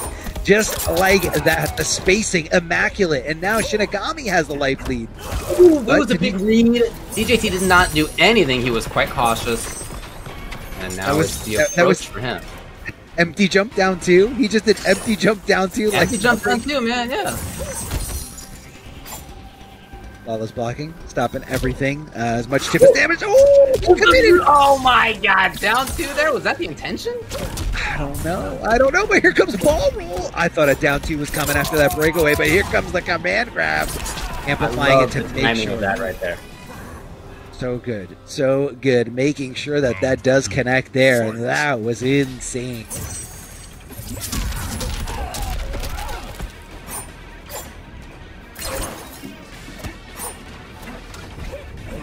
Oh, well, DJT for a little bit was frozen there. So the rapidity of the movement for Melina being a big factor in this. Comes in with the grab again. I like how he's using that side poke and then backing up, you know, anticipating DJT to, you know, whiff something in front of her. So I think it's going to be something that's going to take big precedent here as this set goes on. Shinigami looking great here with Melina. Double really size, battling for that range. At about half screen range that's between them right now that they both can cover so quickly. There it is. Rain covers it first. Backs off. Back to that range. Again, he can just stab in, as they both can. Oh! The escape at least. The DJT does put himself towards the corner. I mean, these trades are not something DJT needs to do in order to win, especially with 20 seconds left on the clock. Time is ticking. DJT needs to make something happen. He needs to get it, and he finds it. Not enough damage to steal the deal. 13 seconds on the clock. That's exactly what Shinny was looking for. What a read, gorgeous, and now he's just gonna get out of there. Yeah, get out. That was just absolute genius. Not only when it came to those individual mix-ups, right? We saw the intention earlier for Shinigami to try to bait flawless blocking. This time it did work. That was a great read. But even on top of that, playing around that half-screen, honestly, half-screen footsies that these both characters have, not in the sense that their normals are that long, but in the sense that like they can dash in really quickly to be a threat very quickly from about that range. And so a ton of that was just fought slowly over who would commit first. That is the kind of footsies match I love to watch. Yeah, you love seeing it go, and that's something that you're going to see a lot in you know, a lot of different fighting games. And you know, I really hate when people say, you know, something doesn't have neutral, something doesn't have footsies, because you know, as long as both players are free to move around and you know you're playing the right kind of characters, you can see any, you know, degree of footsies when you're talking about, you know, moving in and out of those spaces that favor you, using those normals, even using, you know, projectiles in certain cases. It all comes down to your decision making when you're both free to move and do whatever you can do to, you know, dance around your opponent. And you can really see a lot of that here, guys. Both absolutely moving like dancers, yeah. Oh, he switched it up! Switch it up just a little bit. So he's going to have that rift. Yeah, that rift is going to stop any projectiles coming right his way. Kind of like a little shield to either, you know, give him some breathing room or let him... Oh, DJT thinking one step ahead. So because the rift was there, he's like, okay, he's going to think I'm going to throw a projectile, so I'm going to go ball roll instead. But DJT said, no. I'm going to wait. I'm going to wait and block this super punishable ball roll.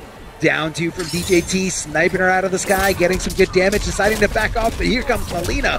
Big jump in and a big conversion, trying to get as much damage as possible, thinking possibly a breakover was going to come there, but either way, good combo nonetheless. And DJT just finds the last hit he needs with a forward throw. DJT on set point here, trying to move on, not trying to take 5th place, trying to get 4th or better.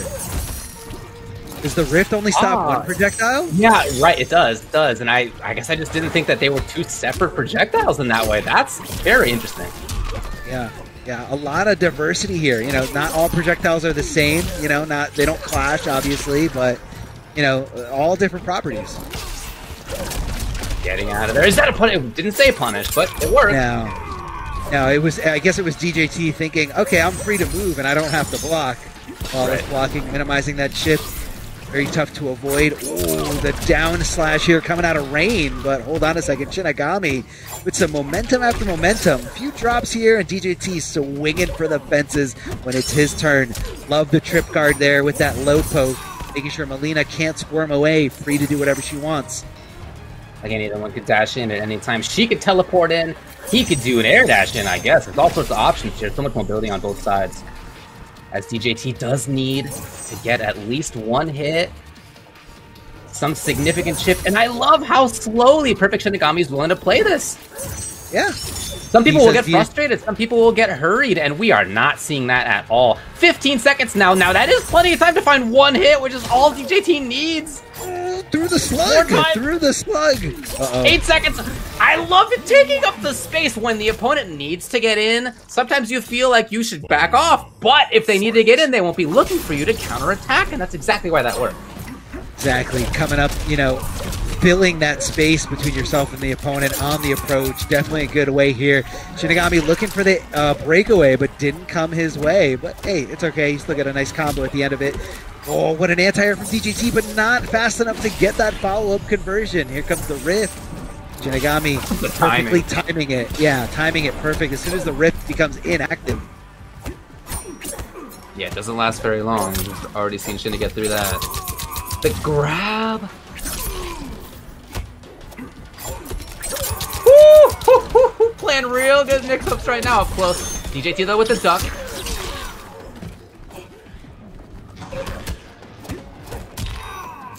Hoping to see that DJT will just neutral duck, and that hasn't happened.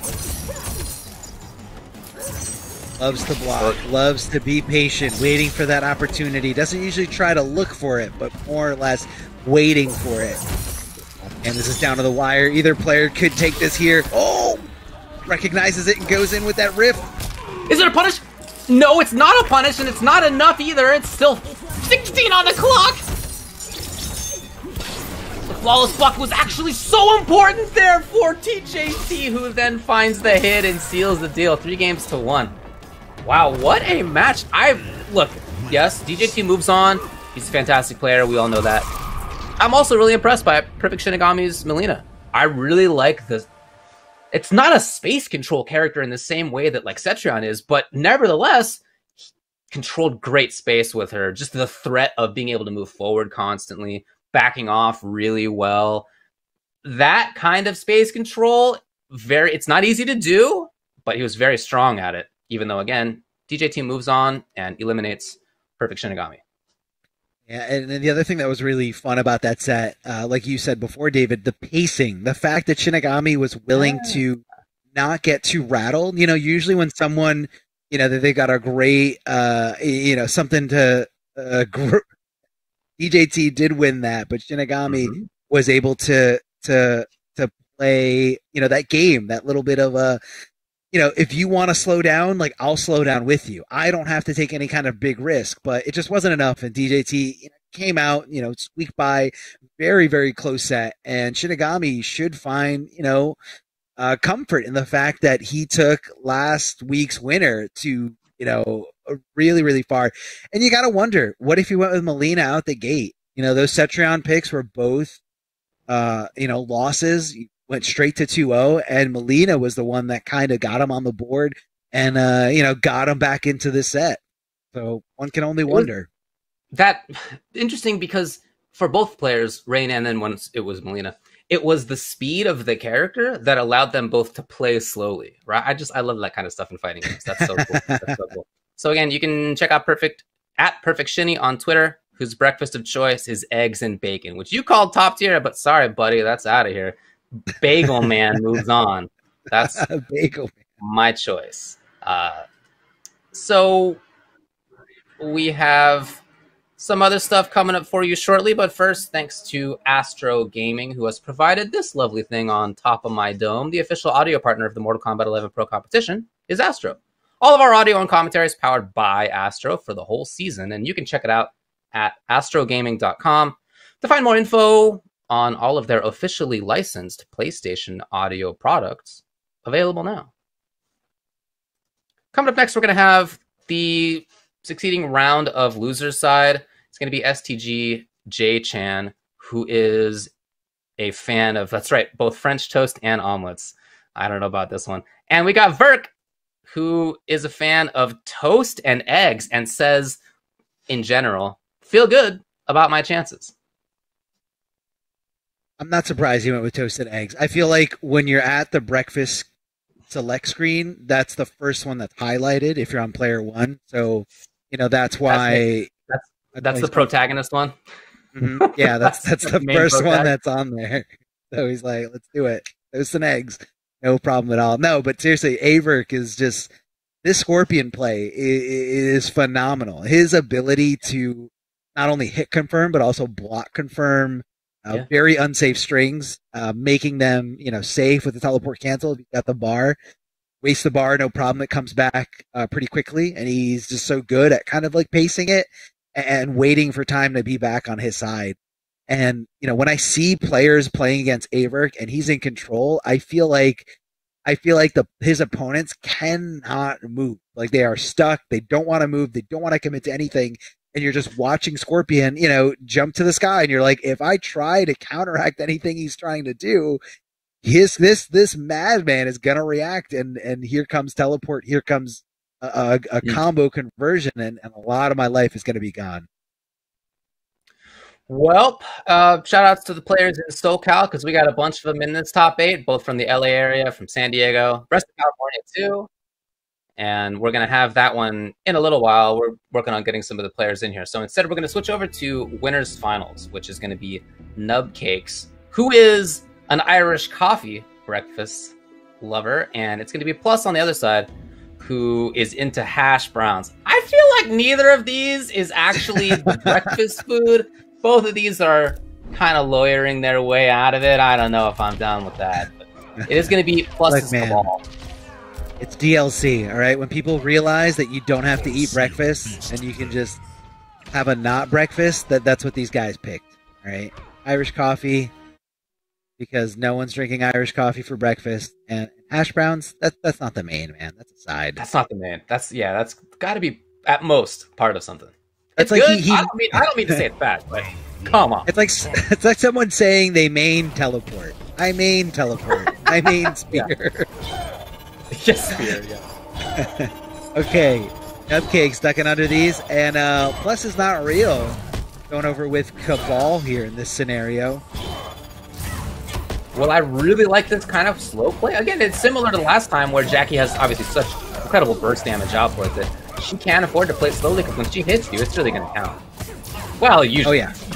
I mean, yeah, if she's ready to, convert into anything really, really good, if she's got that bar, man, it's going to hurt. But also, Cabal, he's got that air hook, going to be able to have some access to some really, really good damage, not only through that, but also, wait, did he just snatch her out of the sky? He just snatched her out of the sky? Oh, such an important tool here to stop that jumping Jackie as she's just leaping towards you with that super jump. Well, there's... Oh, the fact that that wasn't the far one, which didn't even have meter for, was good, in fact. Here's the far one. Whew! Not even bothering to break away afterward, because you've already sunk in 300 damage. You're gonna see time go into play here. 10 seconds left. Can he find a conversion, or is he gonna hold on to this life lead? Nubcake's backing off. Yeah, Nubcake's backing off. Oh yeah, he was waiting. And he flawless blocked it on, dude. Is that necessary? Yeah, I would have had my finger just strapped to that block button at that point. What a genius. Nub with round number 1. Well, I mean, I guess that might show you that he reacted to the Nomad Dash animation, and he's like, "Oh no, here he comes! Hold on to block. I better stop moving." Ooh. Reversal throw out the gate. Nubcake's not ready to tech that back throw. Ooh, tries to get a nice conversion, but Nubcake's breaking away. And when Jackie's got no defensive meter, a little bit harder for her to do a lot of her things. Flawless blocking, hitting the down 1, and that's Nubcake's knowing his meter management there. He knew he didn't have the meter to up 2 or up 3, so he just said, I'm going to down 1 and take my turn. Ooh, he corners himself.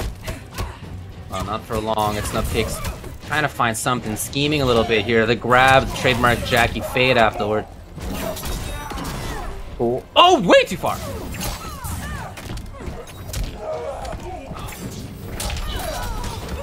Slight gas cabal. What a genius.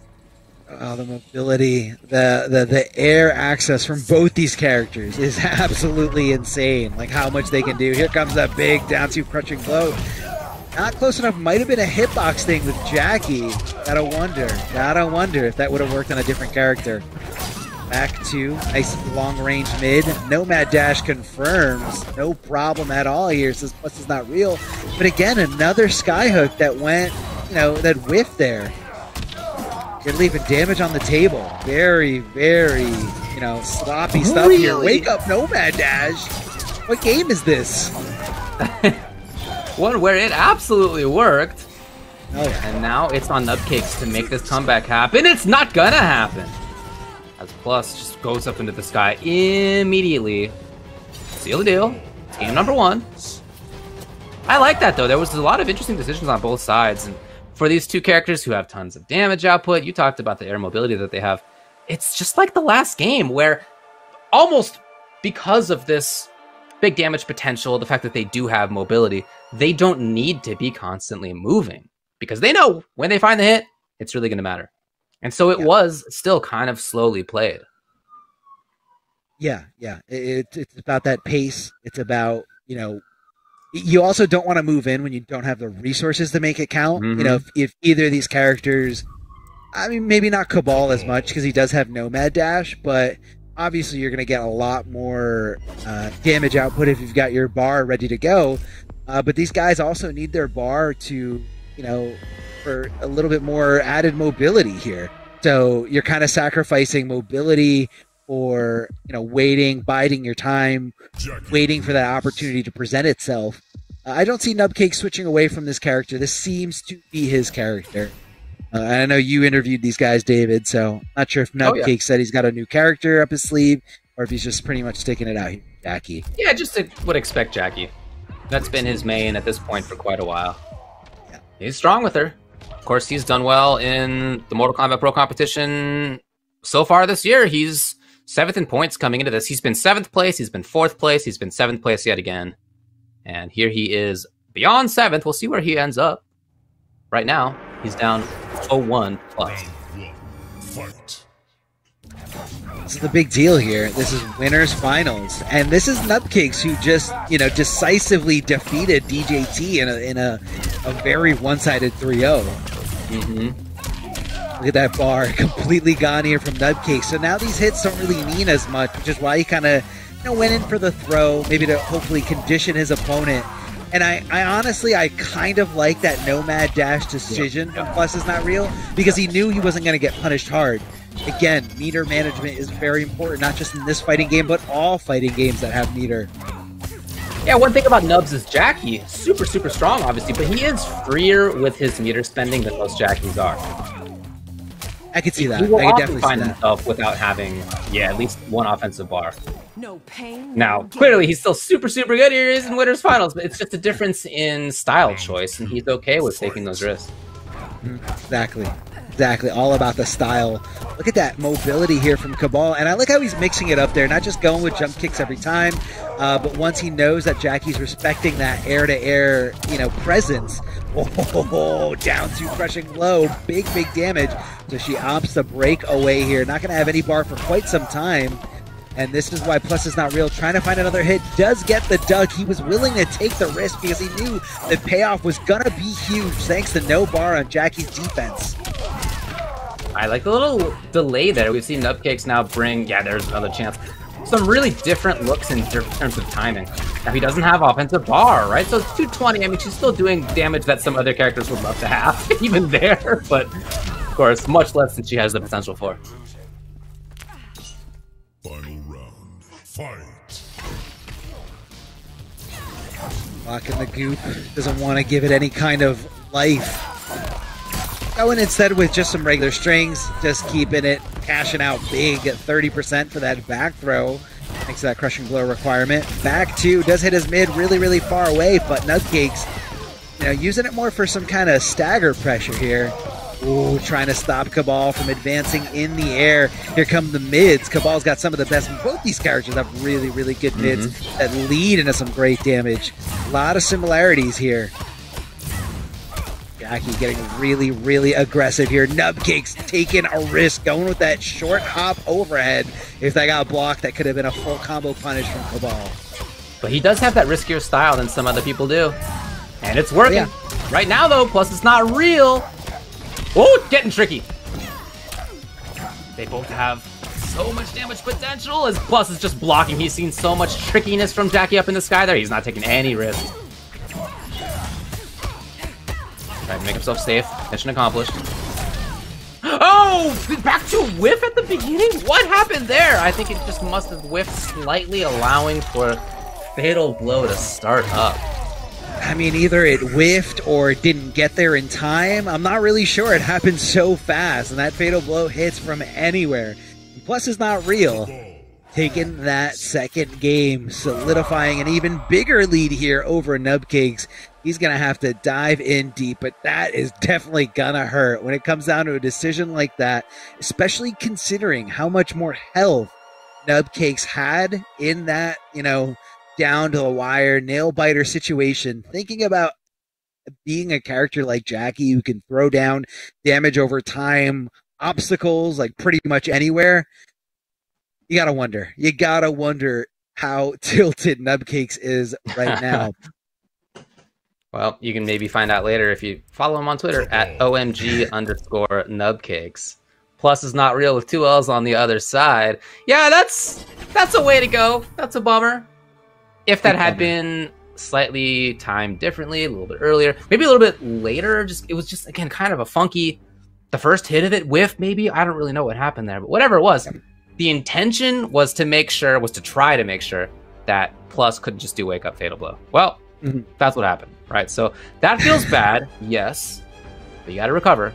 You got to get back in there right now. Yep.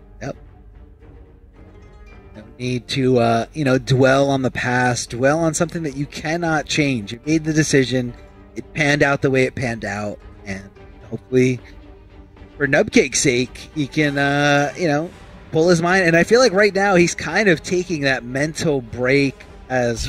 Oh no, I'm sorry. Yeah, so he's taking that breather, and that's definitely. That's like the difference between, these offline players and these online players. Like offline, you definitely take your breaks, especially because you have your friends like around you when you're playing in an offline scene, and they're like, no, go to character select, just breathe, just wait. And they go in there, they give you the coaching. They're like, all right, man, you got to stop jumping. You keep jumping, you keep getting anti-air. Aquaman is broken, all right? Down to just cannot deal with it. And so Nubcakes knows that, more times than not, taking that breather, will, pull you out of the mud, pull you out of the dirt, and get you in the right headspace. Well, it was a decent start for him. What? Sick anti-air. That was gorgeous. Threatening with the hop as he does, and Plus took it seriously. Not sure if he's trying to do some kind of short hop, but either way, air to air from Nubcake, straight to the sky. Get some good damage here. And slight gas getting him around pretty much that DOT, but once that DOT is on the ground, you can kind of predict where Cabal is going to be looking to leap to, which is why Nubcakes just kind of was able to mop him up that round right there at the end. Downward shot. Now you're going for a ride. 26% plus that DOT that's kind of affecting you very slowly. Good block of the overhead from Nubcake. Stirs down the DOT again because he's just trying to get as much of this lead as possible. That's going to be an armor break. That's going to be a pop-up crushing blow. I'm sorry, a slamming crushing blow for some good damage here.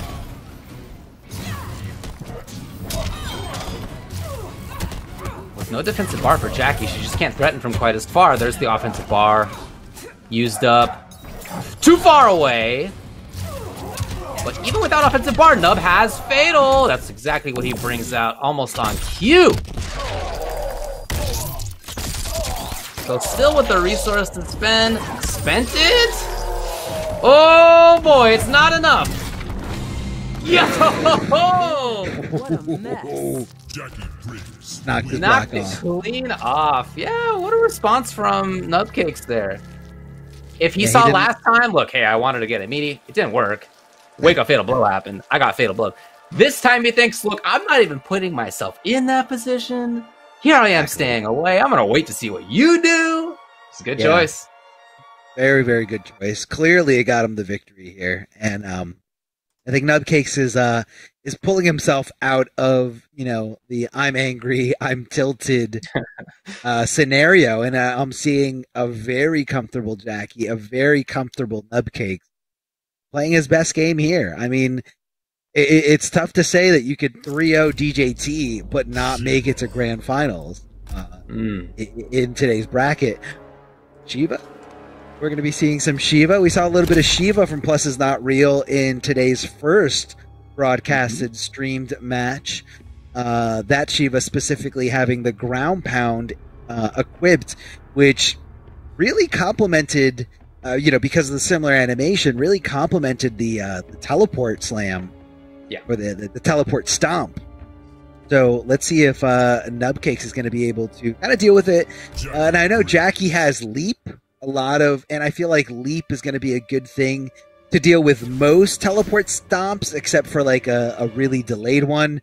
But if it's not, if it's not stomp though, I guess I didn't see what Plus picked. Did he lock in here? In any case, if it's instead Dragon Stance, that can actually like preempt. Yeah, we'll see. That can preemptively deal with Jackie trying to leap up with that arcing fireball that it has. Let's see what he gets. She's, you know, people think of her as being very stomp heavy, but you don't need to play her that way. Queen's Punishment, Tremor, and Enhanced Drag and Drop. Okay, so it is indeed that style. Okay. Yeah, so you're going to advance. You're going to have more options with the Teleport Stomp. We're going to be seeing these ground pounds here coming out. There's a throw from Nubcakes pretty early right after that jump in. Just kind of trying to dictate the pace of this.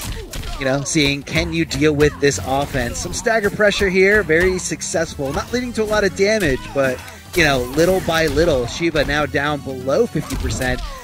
Plus Is Not Real in big trouble. Ah, the low. Taking a risk there. But at least maybe able to get something going. Oh, punish! Yes, it is the punish. So important to evade it in a way that doesn't just escape, but that also... Nice. That also lets you punish her for going up into the sky. Exactly. Oh, tries to, you know, go for that super jump in. And just like that, Shiva coming completely off that bar. Those two offensive bars. So now Nubcakes is like, all right, it's party time. Trying to come in. Ooh, Shiva doesn't want to commit. Or maybe she thought that dash punch was going to come, so she arced her stomp to the left.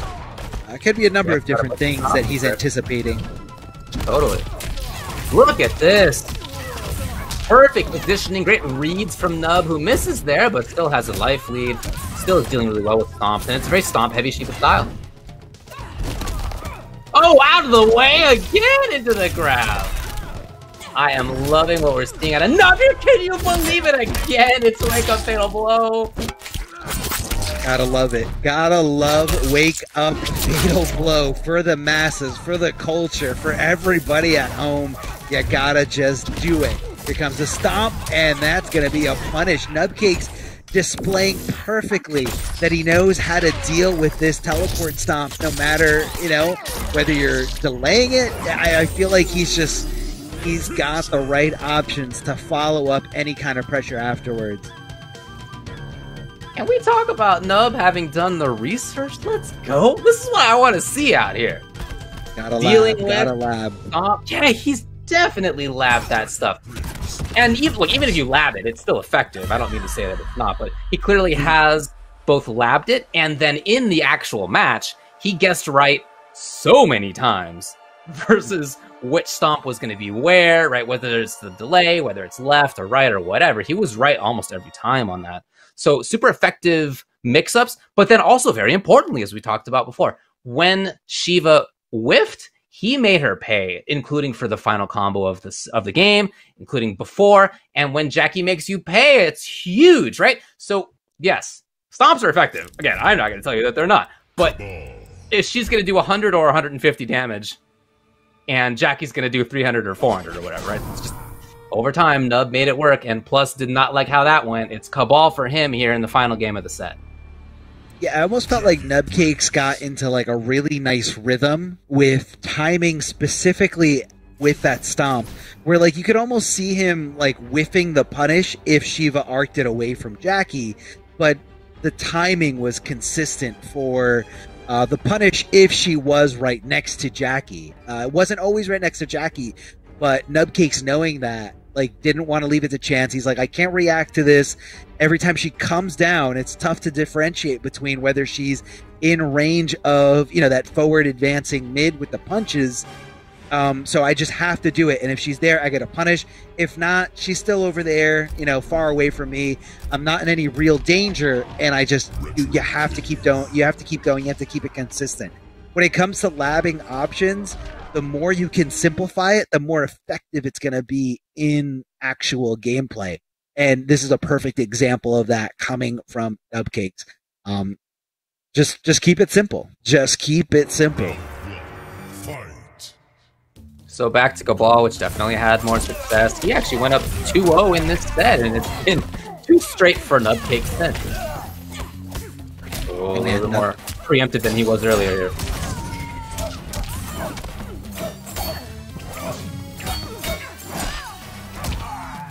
Ooh, down 4. Just kind of clipping Cabal as he tries to take to the sky, but really no crazy conversion here.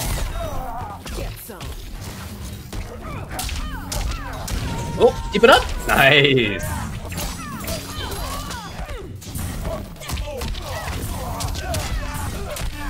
Woo, broke away, but didn't matter. So not only 2 defensive bars down, but also the round down as well. And just like that, it's match point here for Nub in winners finals.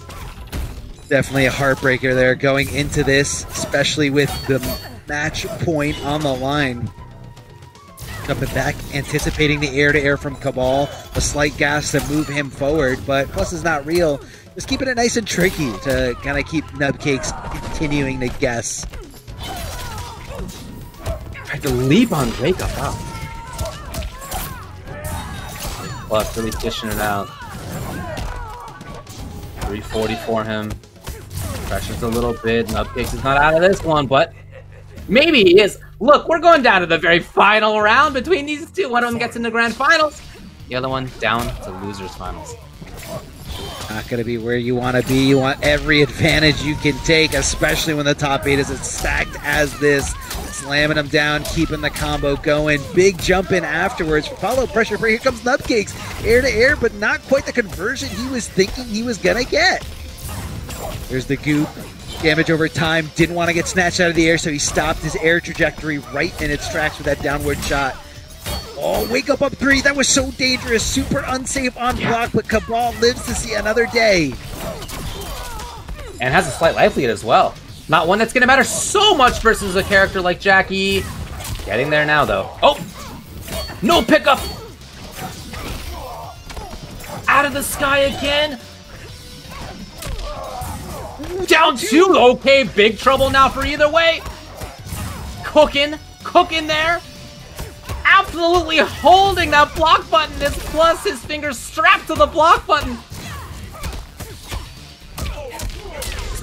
Nubcakes is gonna do it! What a comeback in that round. The pressure was amazing, and Plus knew it. He was just stuck. He was frozen on block.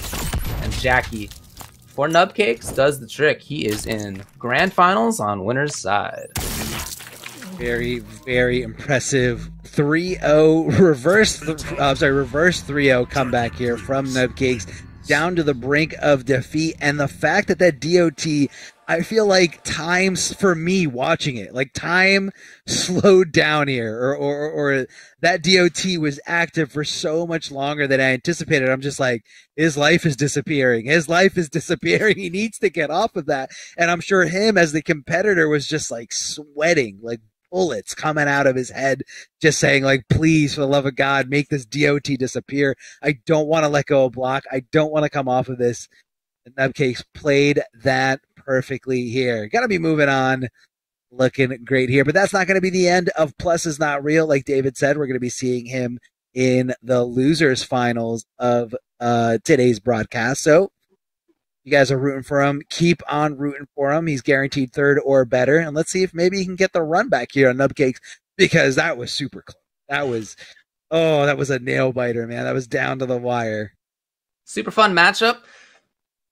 Irish Coffee moves on for Nubcakes, who said, my path will be tough. All I'm asking of myself is to have fun, play my best, and create sweat. And I absolutely think that he's doing that right now. He has moved into grand finals for the first time in Mortal Kombat Pro competition and looked good doing so. So we did things out of order a little bit. If you recall, we went to winners finals there a little bit earlier just because some of the players were having trouble getting into lobbies. So no big deal. You know, we went elsewhere first. The next match should be back up in loser's side. We can check out the bracket while we're waiting here. J-Chan versus Averk. Going to be the match that we expect. So when we saw J-Chan earlier, it was with Johnny. Stunt double Johnny, which was a treat. Bummer that that's a 2-bar, or a 2-slot, I should say. It didn't work out anyway. It was Plus moving on with Shiva, but that was cool regardless. Now we're going to get to see J-Chan again. So this is a player here in the LA area. You know, Noob, Lou, Johnny. He's very confident, he says. Just got to take it a game at a time and represent my STG family well. That's where he's coming from. Big shout out to STG. J-Chan out here, you know, making a name for himself, getting a little bit of attention here on the stream, and you know, just showing everyone that he can play. But he's got a tough opponent, man. Averk. Averk is looking phenomenal so far in this top 8. I know we only saw him play in one match, but man, what a match. What pure dominance coming out of Averk. And we're not surprised. I mean, this is someone who's playing Scorpion, aka what was it, Eggs and Toast for a very long time, and you know, being able to continue to strike fear, especially when I feel like a lot of people just kind of like to say Scorpion's not good, or that, you know, he's got no tools, his armor break is bad. Averk just kept playing the character, you know, minimal complaining, and just try to, you know, do the best with what you got. A forward 3 stagger pressure is really, really strong.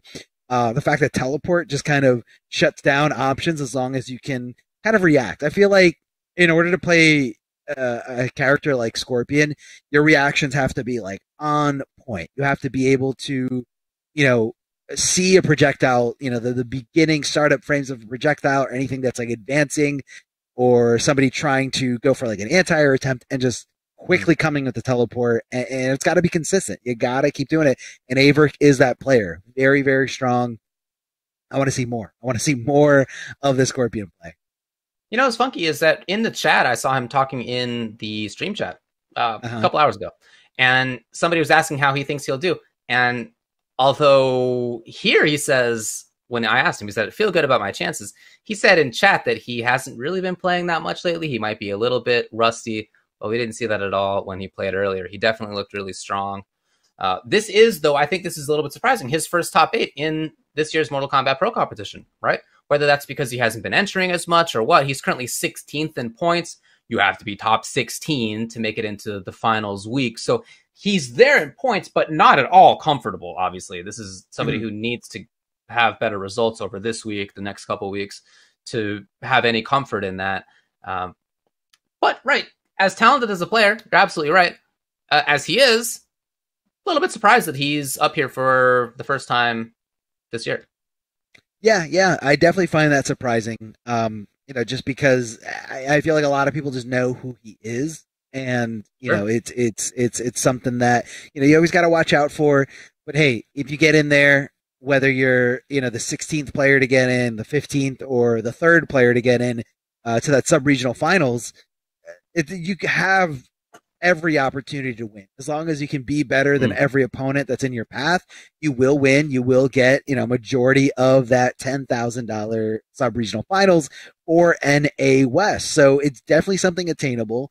That's why you saw, some later entrants here, like from DJT last week, making the debut with a win, and just like that, like solidifying his spot into, or close to solidifying his spot with a buttload of points. And it's not too late. It's not too late for anyone to, really get in there. As long as you can get that win.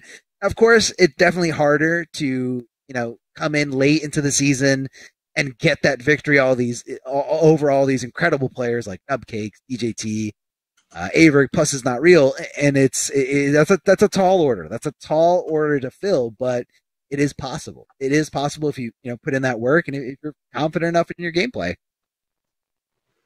It's possible to be a fan of toast and eggs.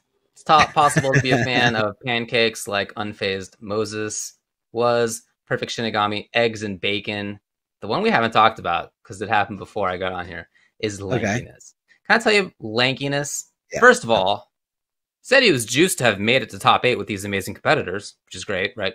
Going to try my best, put it on for S-tier gaming and SoCal FGC, which is cool. Didn't work out for him in round 1, but I think that's a great sentiment.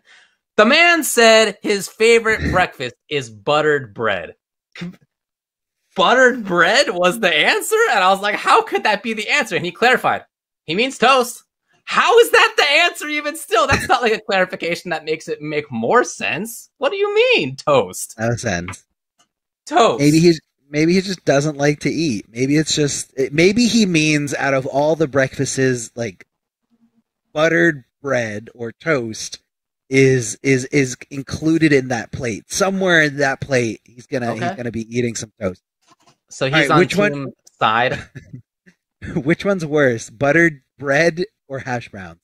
What's the worst breakfast? Bread. Come on, it's buttered bread. The hash browns are great. Bread's great. Butter's great. These are all good things, but they're like components. They're like the side pieces to all the other choices: French toast, omelets, avocado on bagel, sandwiches, whatever it is. Those are the sides. The man said toast. I mean, I understand how he's lanky, right? Lankiness out there, just subsisting only on bread. It sounds like we do have a player in. Cool, it is loading. We're in the lobby, so this should be happening for you soon. Here it is. Hey, Scorpion. On cue. Just in time. We made it. We made it. J-Chan and Averk finally going to happen here on loser's side. It's going to be Noob for J-Chan. And like we said before, what's it? Eggs and toast for Averk, aka Scorpion. The man said buttered bread. Oh my god! I mean, look, man, he's lanky. All right, you guys trying to get lankier out there. You don't get lankier than having an incomplete breakfast every day. Okay, incomplete. Threatening right away is Verk. I agree with you. We're talking about Scorpion. He does take a high skill ceiling, in my view. I mean, I could definitely see that.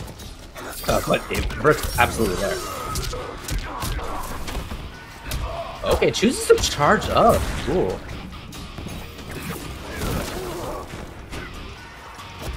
That little bee buzzing around J-Chan with the grab. Oh, way too far! And Verk with the punish on reaction. I don't know if that was even what he expected. He was just ready with the punish in time. Yeah, he's definitely like ready to swing there. Big jumping kick coming out of Averk, and J-Chan Good initiative there, trying to go for a throw, but Averick just kind of all over it, and knowing he's down to almost nothing, decides to throw in that interactable, hoping he just kind of falls into the acid. Averick keeping it as safe as possible, continuing that string fully and not canceling into any kind of teleport, especially because Averick doesn't have the bar to cancel out of the teleport if he does do that. Wow, you could see the startup on the grab, but Verk was just not there. The little micro duck. Beautiful. Fight. It was kind of like he micro ducked the approach, not like the actual situation. Totally.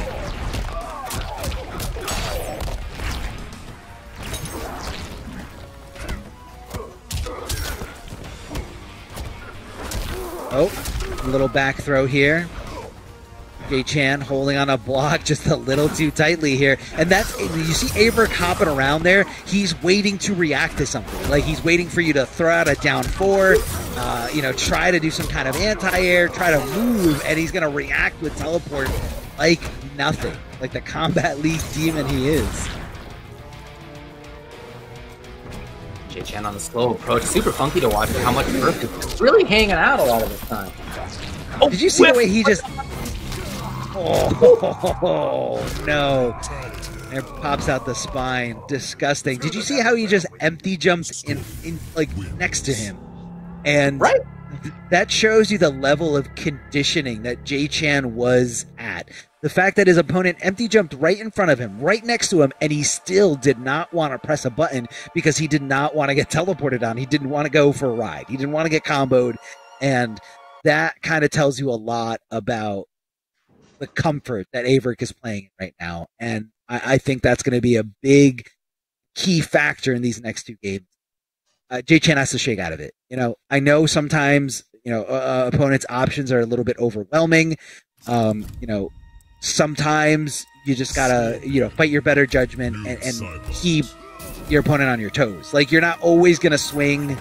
You're not always going to only swing when it's your turn. Like, sometimes you got to hit that double down one. Sometimes you got to swing when you're negative, just because you don't want to fall into a methodical game plan or a methodical strategy where you're just playing by the book. Play a little crazy, you know? Play a little crazy. It might work. Well, we'll see if he does make a change like that. Backing off to start. Verk is in there immediately. There's the hit confirms that we talked about. He's always in there. Wow, I don't know. Hey, worked out for Jay-Chan. It's this little thing here that I find so flummoxing from Verk. You know, typically you'll see Scorpion play what he's doing right now, walking back and forth, great walk speed, good whiff punishes. He can threaten with teleport. Like, you're worried about a lot of stuff. Nice here for Jay-Chan. But for quite a bit of this, Verk has actually just been hanging out and kind of daring Jay-Chan to move in.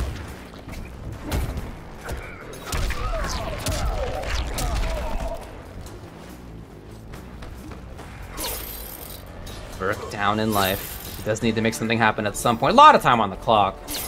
No need to rush. No need to rush. Yeah, just take it nice and easy, one step at a time here on the approach.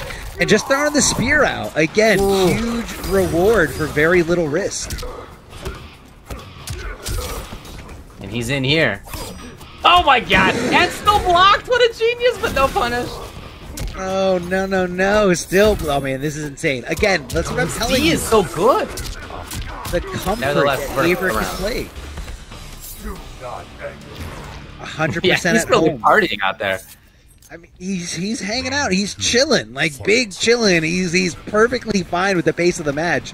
Jumping back, trying to react to anything Noob Saibot does. And just like that, I mean, the spacing, the awareness, the control here of the footsies coming out of Averick. Oh my god, he just knows. He just knows when all these throw attempts are coming. This guy is a micro duck king. Stand for in a teleport.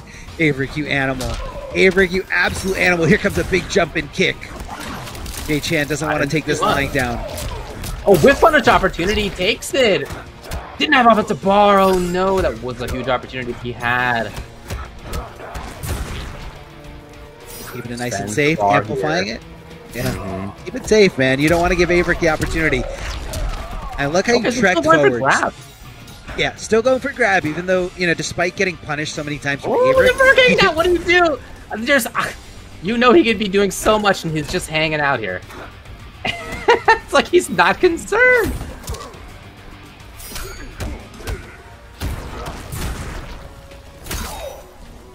Jay-Chan slowly getting close to that even life situation. It's not gonna happen. Verk just buffering it in, and he's right. It's 2-0 for him.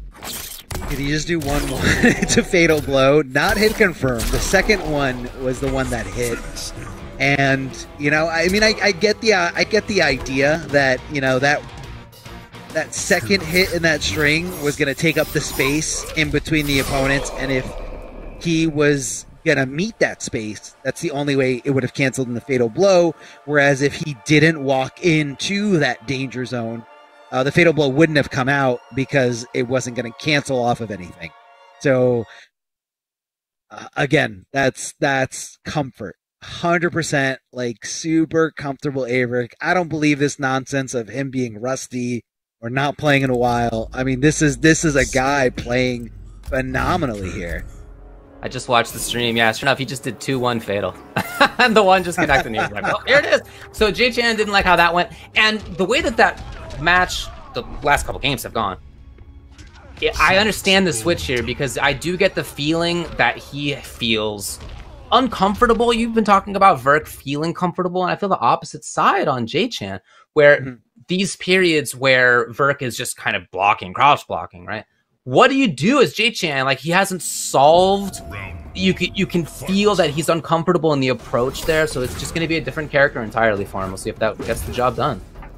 Yeah, just kind of switching it up here with Liu Kang. Maybe someone who can kind of contest more right away, right next to the opponent. Love the connection here. Liu Kang's had a lot of great mids here, and it looks like he's going to be equipping some of these fire stance moves that give him access to teleports once his wrists are glowing with that fire. So, you know, it's very quick, but you can jump to avoid every single one of those options. I think that's going to come into play. Good hit confirmed from the 1-2-3 coming out of Liu Kang. Jay-Chan already looking a lot better with this character, but Averick might just need a little bit more of an adjustment to kind of get comfortable. Tries the flawless block, and he hits it, but the up two whiffs. I know Silver Eye's in the chat, so he's ready to downplay Liu Kang with the best of them here. Oh, hits him with the forward 3, but just didn't anticipate it to actually hit. Oh my god. Huge damage here. Big payout. I mean, look at this, man. It's literally going to be 50% thanks to that fatal blow. Barely doing any kind of scaling. Match point for Averick. Match point for Averick. Oh, that could have been a dangerous. Yeah, that could have been a very dangerous spot. Tries to hit 1-2-3, but he's swinging for the fences here. Averick coming in with a whiff punish, but never mind. Here comes the dash up pressure from Liu Kang. Love the wave dashing, love the throw. There he is, Jay-Chan. Finally here to play, finally here to try to do some damage, put a dent into Averick so he can take on and continue in this bracket. Averick reacting to that like nobody else can. Hop into pressure, but not too extensively. Can you get a whip punish? Not quite. There's the grab again. We've seen it so many times in this set. Verk ducking in a situation that could have just been a punish, but Jay-Chan not there. He's going to get the KB.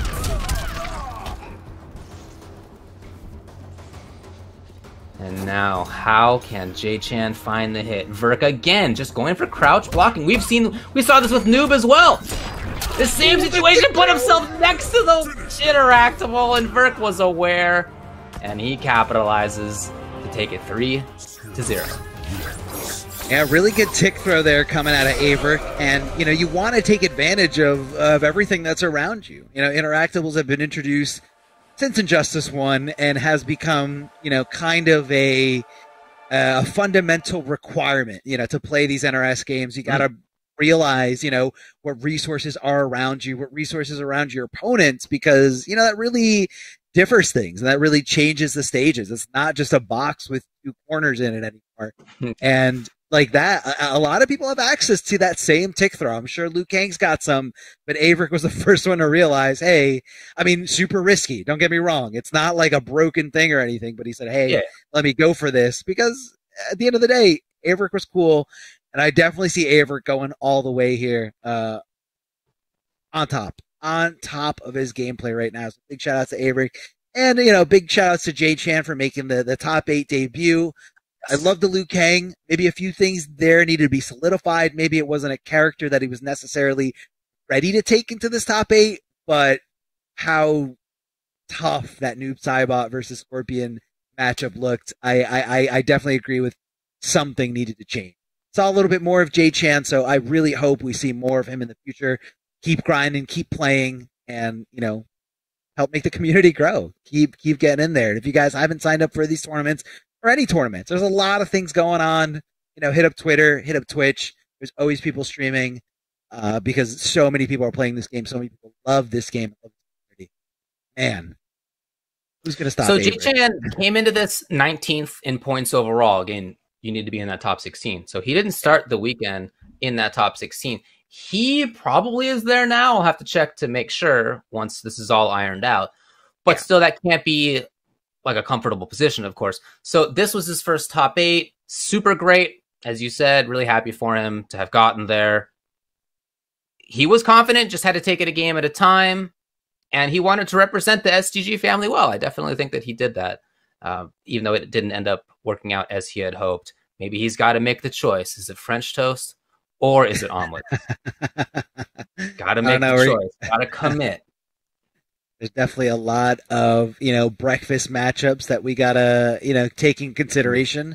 I'm sure Ultra David's going to keep this nice and fresh. I'm really looking forward to any future questions that you're going to be asking these guys because it's tough, man. It's tough to try to let that uniqueness shine in when some of these guys, and that's okay. Some guys just love playing. That's what they're all about, and they're like, let's just keep it to business, straight to business. I want to see more. I want to see more coming out of these Ultra David interviews. Okay, well, we'll see in the future. For now, we are getting lined up with losers semis. DJT and Verk are going to be in here. DJT sent to losers earlier on by Nub, as you all saw. Verk started the top 8 in losers because I should say he lost to Nub. So both of these players sent to losers side by Nubcakes, who's having quite a weekend hanging out in grand finals. Verk had to beat Mike Trolinsky, had to beat Too Easy to get into top 8. Not an easy road, but he, again, looking so good. A couple times we've seen him so far today. Making it 3-0 through Unfazed Moses, and then a 3-0 as well versus J-Chan. Looking great. Look, man, yesterday was a completely different day. Today, I don't see anyone stopping Averk. I really don't. When it came to the amount of control that he was, implementing here, I don't even think I've seen him misconfirm anything. And he took every opportunity that came his way, whether that opportunity was going for certain interactables or swinging on wake up when an opponent dropped a combo. He is on point. This match is on point as this match is ready to go here. DJT, what can the veteran bring to the table to stop the madness, stop the run that is known as the Averk show right now? Because if Averk continues to win, he's going to continue to play through this stream for the duration of the rest of this top 8. If you guys want to see him go through the gauntlet, really, the Iron Man test, keep rooting for Averk because this is it, man. This is it. DJT sticking it out here with Rain. You got Hydra Boost, Tidal Wave, and Geyser Palm. Round 1, fight. Yeah, that's the build we've seen a lot from him. Not exclusively, but a lot for sure. Proton DJT starting off very quickly, getting in on Scorpion right away. And here comes Averk. Threatening. Oh, what a whiff punish. Amazing back and forth. Tried for the same thing again and gets an escape. Failed as well. So he's scheming right now. He's looking good. Finds the hit yet again. The little reset after...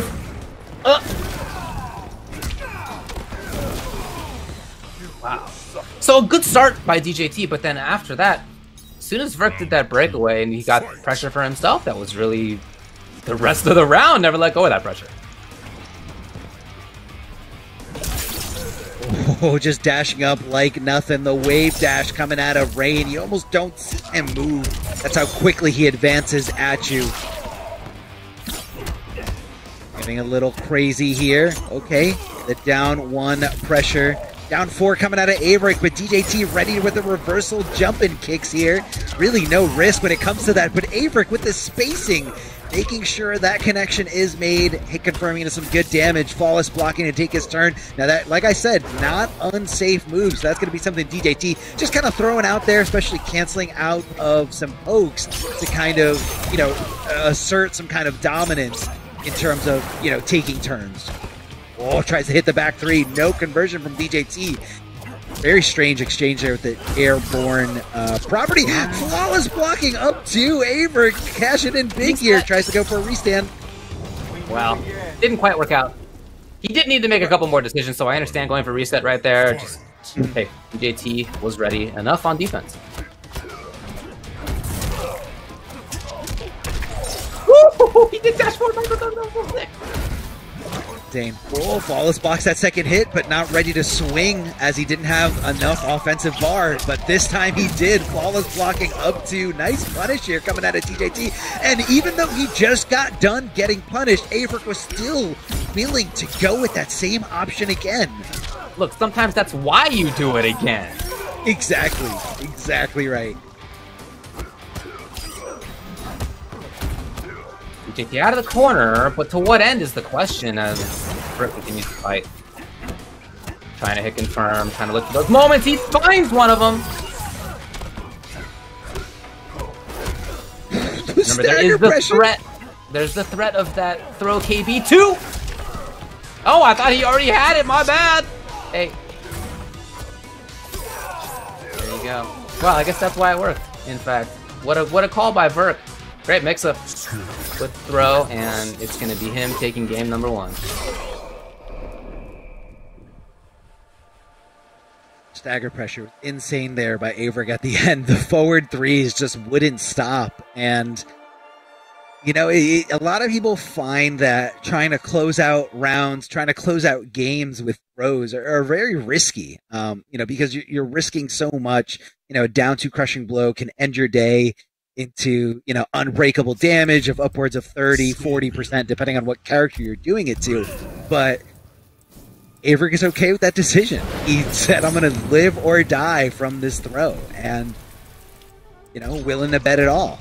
You gotta admire that. You gotta admire someone who you know, second guessing himself, because DJT is a very, very tough opponent. Like we said before, last week's winner, able to defeat everybody else in this bracket, everybody that came in his way anyway. Actually didn't upcake this week's top 8, but DJT, I gotta say, is probably one of the most consistent flawless blockers out of all the players I've been seeing in MK11. Like, just on point when it comes to that, whether he knows that his opponent is going to go for like a reversal down 1, or, you know, those wake-up attacks. You know, obviously knowing that Scorpion's up 3 is safe on block, you can make it unsafe by flawless blocking it and going with the up 2.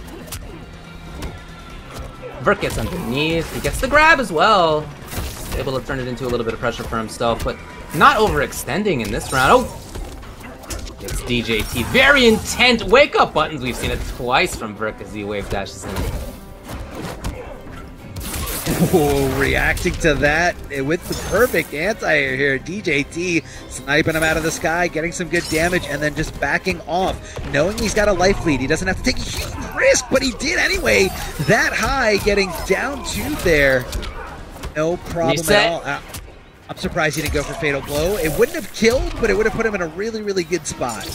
Yeah, I think he needed another hit either way. So why not do it after big plus frames? It was going to be a grab or throw a mix-up regardless, right? So just put yourself there. Oh, so where most players are going to be, you know, trying to get away from Averick as he's jumping in, DJT decides to close the gap, going straight with that stand 1 before Averick can even react and teleport. I mean, this DJT dealing with this, you know, these jumping attempts here from, and I guess that was because he amplified it. He was able to recover a lot faster. He actually perfectly baited Averick in that situation. Averick swinging with for the fences here on that. Dan 1-1, no problem at all. Getting a nice hit confirmed. Checking him there with down 1 and continuing the stagger pressure. This is insane. This is insane, man. Forward 3 from Scorpion. Why? Why is it so good? Nice pickup from Berg, who won't kill even still. But there it is on the punish. He actually waited to see what DJT was going to do. And when we saw the roll, he thought, okay, the swipe's coming in. Yeah, no problem. A nice punish. Ooh, did you see how far that jump to reach? That little spear at the end of his hand? Avric's a machine right now. Avric is playing like a madman. So good on top of everything. Forward throw, the right call. Cashing in big. Final round. Why not? DOT, the bleed damage over time here. He's so scary. All these choices are sometimes so normal and regular, and sometimes so unusual. It's just hard to get a read on what's coming next, even for DJT. That time Avric didn't bite. You know, he wanted to teleport, but because DJT amplified it last time, he was actually getting punished for it. So he said, you know, let me just let him waste the bar. But that bar comes back with time. You don't have to build the meter in this game. Oh, neutral jumps, but Avric ready to swing here. Not sure what DJT went for, but it wasn't the right option. Hitting him nice and high with that overhead here. DJT looking to block low. And Avric taking this 2-0 lead pretty decisively here. Not as decisive in that first game as DJT was able to kind of, you know, bring it down to a nail-biter situation. But that last round was very one-sided. Like, that was all Avric, knowing exactly what DJT was looking to bait out the teleport with the amplified projectile and, you know, just ducking under all these highs that DJT was throwing his way. I don't think I saw DJT avoid and punish many throws coming from Avric. Even the throw game, the throw mentality is on point. You gotta be unpredictable. You can't, you know, do it on reversal every time. It becomes, you know, a little stale. Everyone knows it's coming. But Avric just kind of mixing it up there with a lot of his, you know, strings. Some of them start as highs, but the mids do come out there to blow up any kind of neutral duck attempt or any poke attempt. The thing that stands out in my mind about Verk's play is that he's just so strong in mid-range. He just has such a threat. He's constantly looking for stuff. He's using the very fast walk speed, very fast button choices, like back to. If you can hit it from that stuff, then you're a major threat. And of course, he can. And you just never know when he's going to get in there, change things up. Well, look, speaking of change things up, it's DJT who's away from Rain for the first time in a couple of weeks on the Mortal Kombat Pro competition. He played Rain to win the whole thing last time. This time, doesn't think Rain's going to cut it. Goes to Johnny. And if it is that mid-range game that's really causing him a lot of problems, well, this is one character who can deal with that. Oh yeah, can clearly deal with that. Johnny Cage has some pretty good options, and for a time, seen as a really strong character in this game. Now, that was a few patches ago, but still, very strong indeed. What's going to come into play here? A lot of forward advancing mids from Johnny Cage, especially some forward advancing lows that are a little bit slower. But I think for the most part, it's nothing that Avric isn't used to seeing here. Not an obscure pick, but does wait it out. DJT showing that patented patience coming out of the man who, you know, won Evo by being nice and patient and getting under 1,000,000 gas blasts. Yeah. Here's that mid-range that has been a big problem. It's not necessarily footsies, but looking for pressure. Okay, so DJT brings it out yet again. Ends with pissed off, and okay, the characters switch. I like it. Round 2, fight. Now the pissed off progression still happens on hit, if I remember correctly. I know it's been a while since we've seen that. I feel like a lot of players usually, you know, stray away from that, but you know, it is a good armor breaker. Oh, swinging on wake up. There is Avric. Successful hit and a successful throw. Tries to go for the throw mix, but it looks like DJT didn't even react in time to hit that throw escape attempt. Either way, again, another clean throw. Doesn't get thrown escape. Between lots of throws from both these players here. DJT kicking up closer to the corner, and Avric swinging for the fences. That could have been even bigger, but DJT opted not to cash out big. Huh. What a choice. I wonder he regrets it? He's in trouble right now.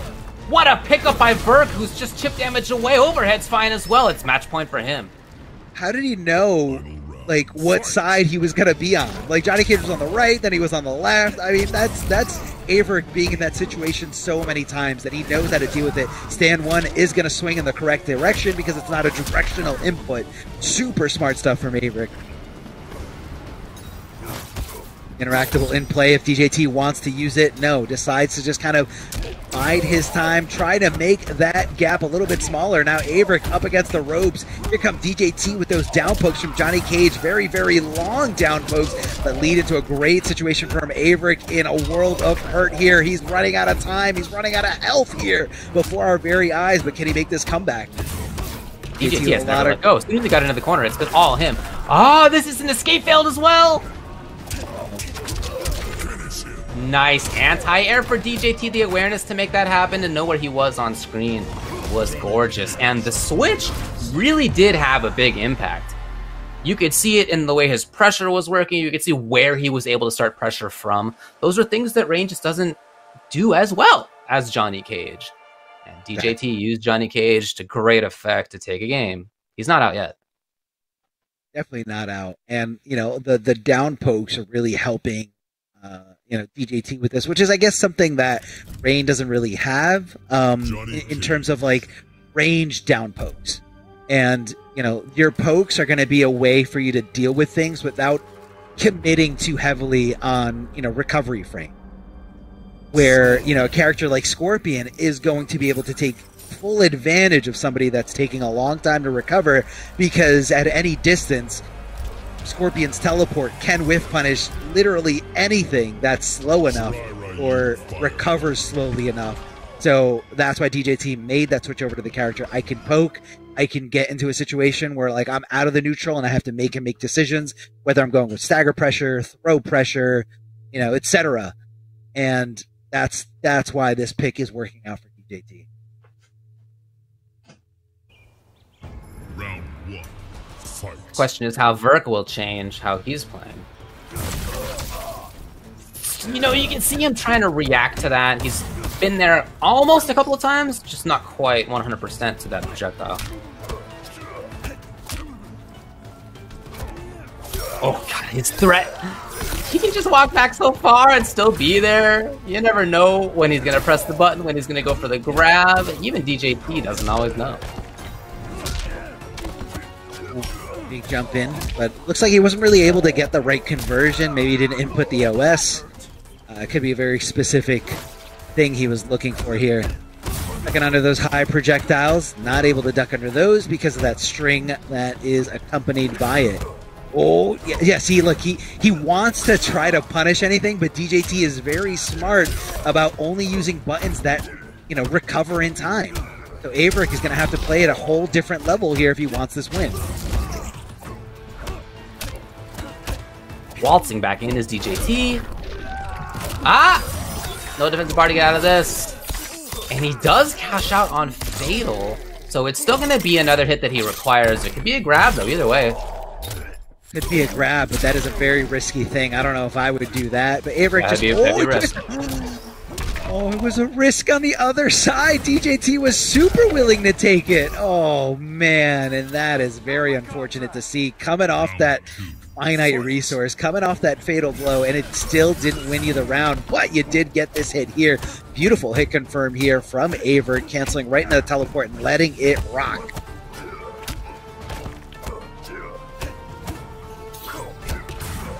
A little bit too far away for anything there.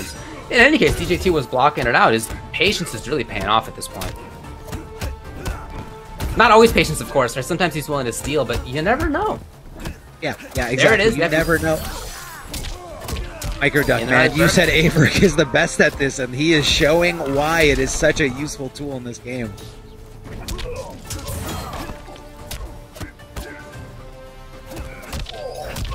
Oh, wow, even Verk gets frozen there in front of DJT as DJT's got the corner. We've already seen how strong DJT's pressure can be in that corner.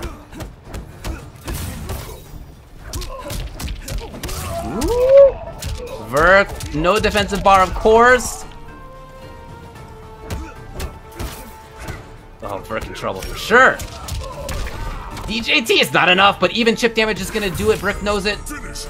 And there it is, down 1. As soon as he saw that teleport come out, DJT Johnny really come into play. After that, Rain was down 0-2. Johnny's had 2 in a row.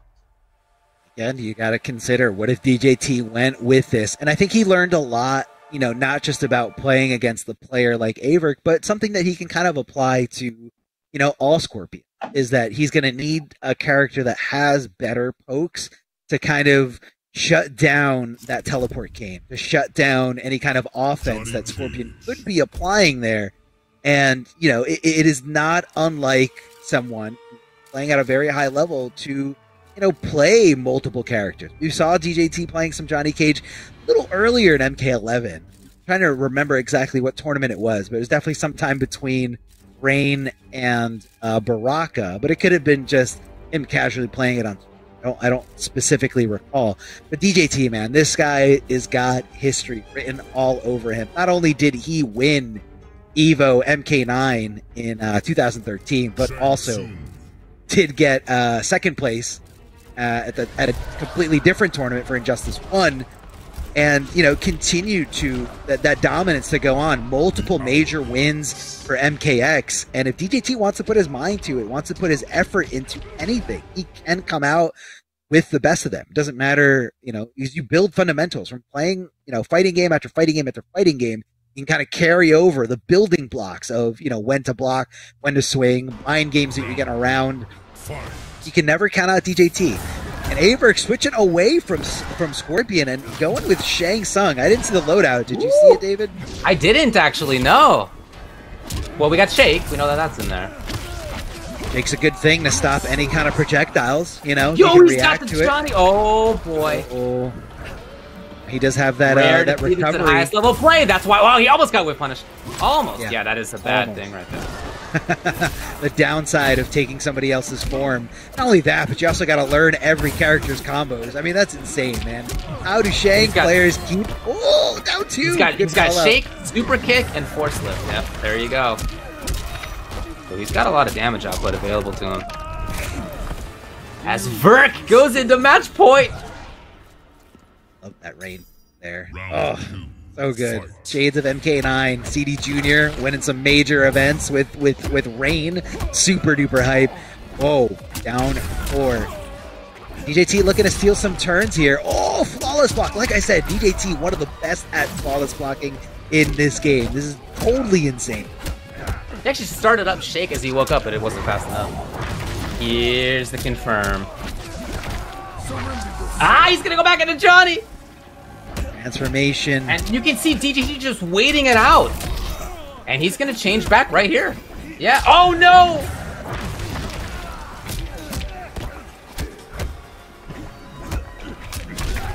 Choosing not to finish that string just in case. Really wake up buttons, and now DJT's in trouble.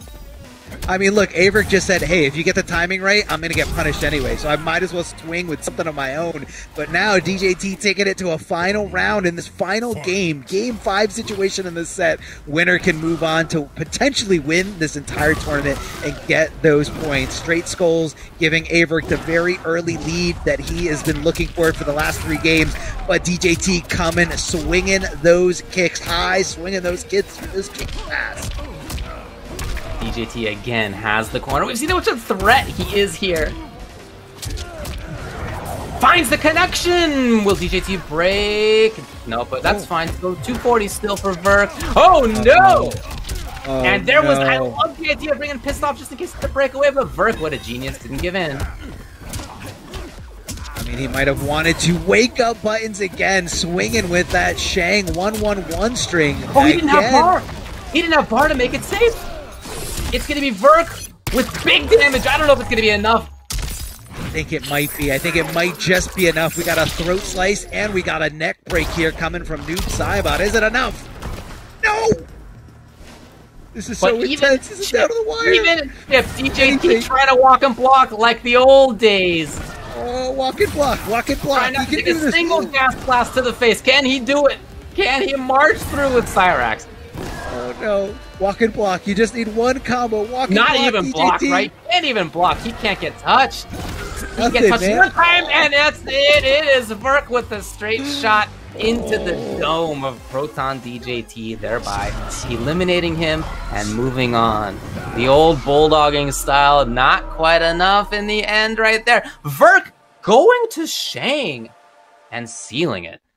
Very interesting for a match that started out as Rain versus Scorpion, and that I just expected would be Rain versus Scorpion the whole time. To end as Johnny versus Shang, very interesting, but look, both of these players, fantastic overall. This time, it's going to be Verk, who you said you think looks like he's going to make a pretty deep run today. I mean, yeah, the run is deep. We're 2, games deep into the Averick show, and you got to really give it up for someone who's going through this battle of attrition, this stamina that Averick is displaying here to be able to, not only play under pressure, but to keep going, making the right decisions. And that was the right decision to switch over to Chang. DJT clearly had a strong understanding of what Scorpion's weaknesses are, and he was able to exploit that. So, what do I do? A seasoned player like Averick, definitely going to have, a pocket pick, just like DJT, longtime veteran and Evo champion, is going to have a pocket pick. And it almost did it. It almost did it with Johnny Cage, and we could have been seeing a completely different set had he started with Johnny Cage, but still had to learn a few things. Maybe while he was playing as Rain, he's like, man, I really wish I had pokes. I really wish I had, a good down 1 or a good down 4, which is definitely something that's lacking a little bit. Rain, Averick making the run, man. This is huge. This is phenomenal, man. Really, really good gameplay coming out of Averick. I mean, they both definitely needed points coming into this. It was Verk who was in 16th. It was DJT who was in 9th. Yeah, those are both within the threshold of where you want to be, and they have more points now. But what DJT really wanted was to win this twice so that he could feel comfortable. Well, he didn't win twice. He probably does need to play again in order to try to get the points that he will need. But yeah, I guess we'll see if that happens for him. He's certainly looking good. He said, fresh out the oven bagel with avocado spread on top. Sprinkle some everything bagel seasoning on top. I'm telling you, he's a genius. We all already knew that. But there it is. The bagel fandom does it for me. He also says, or chocolate chip pancakes, which, fine. Also pretty decent, I guess. Anyway, he's out. Shout out to Verk, toast and eggs for moving on. Yeah, man. I mean, I know, look, David, right now, if you're playing it from a numbers game, it looks like Irish Coffee is going to be winning the entire tournament. But that's, yet to be determined. We do have, a few more matches for you guys. But before we take a quick little break, I want to give a shout out to Amazon. You guys can check out the merch that I'm wearing, along with the merch that you see here on the slide. This slide does not do the whole catalog justice. Amazon.com/Mortal Kombat. If you guys are watching from a desktop, you guys can just click the little box that says merch, and you can see everything available for you guys to purchase. We're talking different colors, different characters. I know David's favorite character is Melina, and that's his favorite community in the world. And there's just so much more out there. They got some figures, a lot of cool things for you guys to check out. T-shirts, hoodies, tank tops, and more. You guys can customize things, rep your realm, rep your character, and just show some love for the community out there. So before we move on to this Losers Finals and Grand Finals, we're going to be taking a quick break. But don't go anywhere, because we're going to be right back with some high-level Mortal Kombat 11 action. Welcome back, everyone, to the Mortal Kombat Pro Competition North American League West week number 6. Unfortunately, I come in bringing some rough news. Unfortunately, Plus is not real. Had a personal emergency and is not going to be able to make the next match. That's all we can say. Personal emergency. Plus is not real. Will not be able to play. Thus, we are going to be jumping directly into Grand Finals, David. So for Plus, who has gotten 2nd place in the past, he's been 7th place in the past. This means 3rd, and he was previously 10th in points, so still sitting pretty well, I think, especially after getting 3rd this weekend. That's going to be it for him for this weekend, though. So, right, Grand Finals is where we're headed at this point. It's going to be Verk versus Nubcakes. Nub has looked amazing today. I got to say, both of these players, in fact, have looked. And it is the run back. It happens to be the run back from the winner's side of the only person that happened to beat Averick in this tournament so far was Nubcakes. And, Averick kind of was talking before this top 8 saying how he was feeling a little bit rusty. Well, it looked like he's gotten better and better the more that he's been able to play in this loser's run. And what a sweat of a match that last one was for him to survive by the hair on his chin against DJT when that came down to playing DJT's game and him winning it. So that's a pretty big victory right there. Because I've seen DJT crouch a lot of projectiles in my day into a lot of winning situations. I mean, the ball gas blast versus Cyrax, he's been doing it for decades. So shout outs to that. But it's going to set up the run back again. Averic's catching a little bit of fire here on the loser side. We'll see if he can finally take it to Nupcakes here, who's looked incredible on the winner side. Nupcakes has been around for a long time, been a very strong player for a long time. But for him, this is a big opportunity coming into the 7th in points overall. He's been 7th, he's been 4th, he's been 7th again, and this time he's at least 2nd place. Obviously, he wants to take this W. And for him to have beaten the players that he beat in getting here. So you brought up Verk, he beat Shujinki Dink before that. In this top 8, he has taken out DJT, one of the greatest. He's taken out as well, plus in a super close set, a 3-2 set. So he's looked really good, I think. You know, Plus looked great in that set, but there was a lot of back and forth in that, a lot of very down to the little last second decision making in some of those rounds. Really, really fun one to watch. So Nub has both had dominance versus DJT 3-0, and also shown that in the case of him needing to win a very close set, he's able to do that too. Yeah, and I'm curious if DJT is going to come in with something a little bit different here. The rain has looked great at times, hasn't looked great at times, kind of matchup dependent. And then we saw the switch to Johnny and then almost reversed 3-0 against Averk with the first switch that we saw off of Rain. And if it was Rain the first time around, we've already seen him struggling a little bit against Jackie here. So will that be, will there be a change on paper with that, right? Let's see. Well, sorry, I got behind myself. I was thinking about DJT for a hot minute. Sorry. It's all good. Sorry. It's all sorry good. About that, guys. I got stuck on DJT in that last match because I couldn't remember who won, if I'm being honest with you. But it's Averk versus Nupcakes here, which we didn't get to see on stream. And so, you said it was a 3-0 on the winner's side, or is that unknown? No, I don't actually know what the score was between that these one's two. unknown. Before top 8. Yeah. So I don't know how it went the first time around, but Nupcakes had to have been cooking in that matchup because Averik's been looking crisp. It's a character that can deal with Jackie's mobility incredibly well out of Averk. We'll see what he can do here. All right, they're going into it again. This is going to be Nupcakes on winner's side, so he's got to win the first 3 out of 5 set. Verk's got to win 2 3 out of 5 set. It's going to be a little bit longer of a haul for him. But the way he's been playing, why not? Why not? I always really like watching Nub. His Jackie is a little bit different than many. He's so free when it comes to spending bar and getting pressure. And here we go. It is NA number 6 here on the West Coast, starting now. Grand Finals. Drawing first blood as Averk getting Nupcakes off the defensive bar, and now Scorpion's big B&B damage is going to be on display. Oh, knocking off the second bar, still getting 25%. So the OS is coming into play, and look at the anti-Jackie tech, the air grab. Verk looking good. Nub tries a little bit of something out here. Give it up. Still has that defensive bar for the extra jump. Maybe looking for the application. It didn't come. Yeah, Averk definitely, reacting that back to 2. Thought the teleport was going to punish for sure. And now Nupcakes with that fatal blow. Could do it. And what is that? Just chucking bombs out here? A little bit of a risk against elite character too. Fight. Welcome to the corner. Triple Shoryuken. Just 30%. And the neutral jump looked like it was going to work for about 40 frames. It looked like that neutral jump was the read. But Nupcakes can't really come down with something that's really vertical. Just the horizontal moves and a good anti-air by Averk on the 1-1. Oh, this defense from Verk's looking so good. Blocking out a lot, ducking under the grab. Here, just harassing a little bit. And he finds the moment to interrupt yet again. Oh, the back and forth's been so deadly. As he just goes to the other side. Oh, Averk was about to be whiffing there for a second. Luckily, Nupcakes pre-committed the short hop there.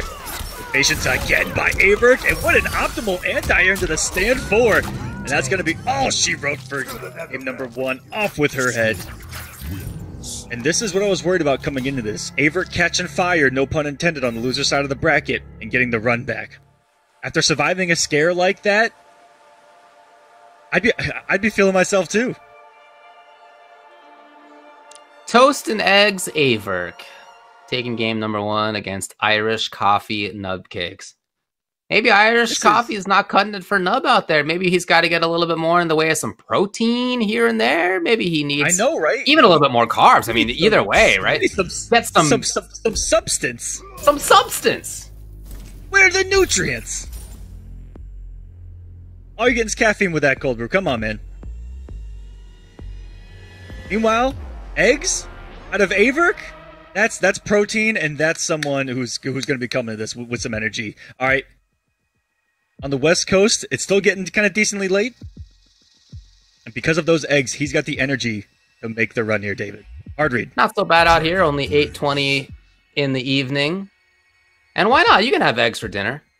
I asked what everybody's favorite breakfast is, but you better believe I've had all those options for dinner, too. Dinner, I'm an lunch, adult man. I can have anytime. toast and eggs for dinner. I can have a lox bagel sandwich for dinner. 100%. I can have pancakes for dinner. Any time is a good time for breakfast. And that's just a fact. That wasn't a statement. Wasn't an opinion. It was a fact. Fact. Meanwhile, Nubcakes, as we have seen a couple times here and there, just takes some time. Trying to think about it. Trying to settle himself down. Get ready for the next one. I think that But I early really air did grab, like that defense. Yeah, that must still be something that he's early thinking air about. grab, yeah. That has to be on the Man, mind. as you can see. If you take away Leap even one time, that gives her one thing to think about, and that one thought could change the course of history. And for patient. Okay, the interruption comes. As I mentioned, Nub is willing to spend those offensive bars for pressure. Yeah, and that's what got him the hit in that regard. Exactly. Yeah. Here come the Everybody staggers. does it sometimes, of course, but he does it all the time. Finds the big hit. Giving Averk a taste of some what's medicine right there. Staggering people to death. Oh, the super late breakaway. That's right before all the damage was done right there. I think Nubcake was just trying to steal a turn in hopes that he committed to another spear.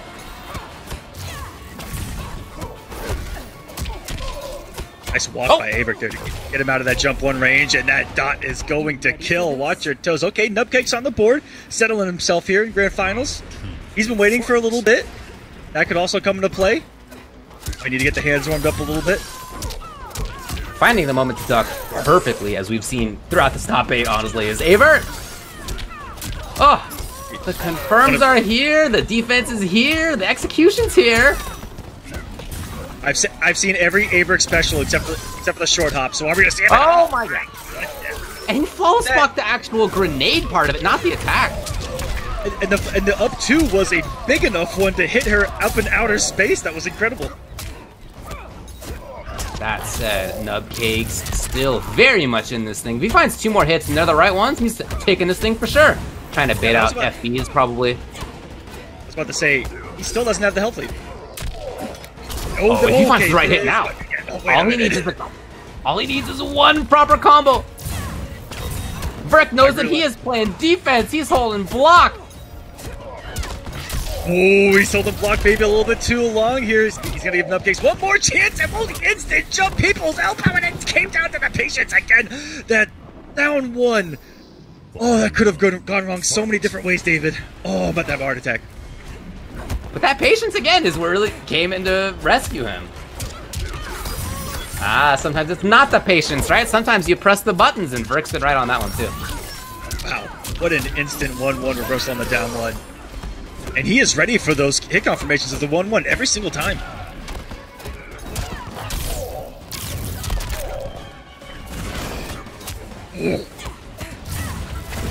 Does that thing even recover? And he gets it second time around.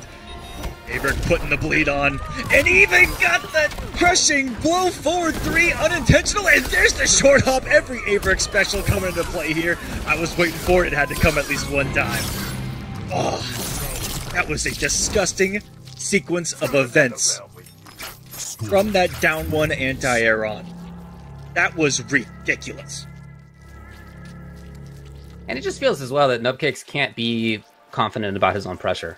Because there have been those follows blocks in unusual situations.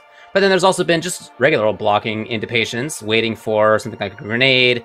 into down one anti-air, whatever it is, whatever the defensive choice is, it feels like Verk has been right a lot. So even aside from, his pressure's been great, right? His movement's been good.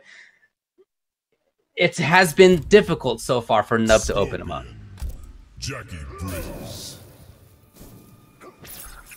And what difference, or what different of a story we'd be telling right now if that down one didn't work out in that situation? We found ourselves at 1-1, but now we're looking at a potential reset here on the the West Coast side of things to match what happened on the East side. We did see the reset happen. Verk from up there in Western Canada, of course, and Nubcakes from my area here in Southern California, LA area. And again, he's taking a bit of time, as we have often seen. Yep. Averk's been around since, I believe, MKX. You guys can feel free to correct me if I'm wrong on that. I'm pretty sure that's when I first started seeing Averk's name pop up. I could be wrong, though, as 80% of the time I usually am. But Nubcake's been around for a while himself. Oh yeah, Nub's been in the SoCal scene for, a decade, most of a decade. Tearing up bracken since Injustice 1, as far as I can remember. So having thought about it a little bit here for Nub, again, taking some time. I wonder what his adaptation's going to be. He's starting out differently for sure, starting out a little bit further away. Not insisting on pressure here, he is. Ooh, 2 bars for not much. That's almost becoming a pattern at this point, David, where he's coming off both bars instantly as Nubcakes, but it's worked every single time. I wonder if they're going to have that rock, paper, scissors moving forwards of Averk catching onto that pattern, trying to use it against him, and Nubcakes calling it out instantly. We'll see how that progresses when he's got 2 bars of offense. Nope, not with punished. Way too far. Block confirm, of course, for Verk. Oh man, his defense is so good.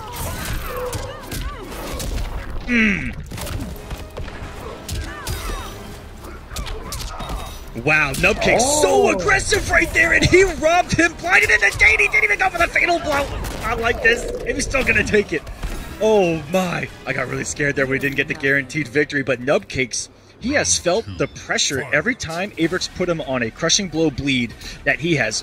Yeah, he ate the crushing blow following prior to the air grab, and right there woke up buttons, and he did it again into the 3-3, ended up taking the round. Nubcakes is, I think, feeling the pressure.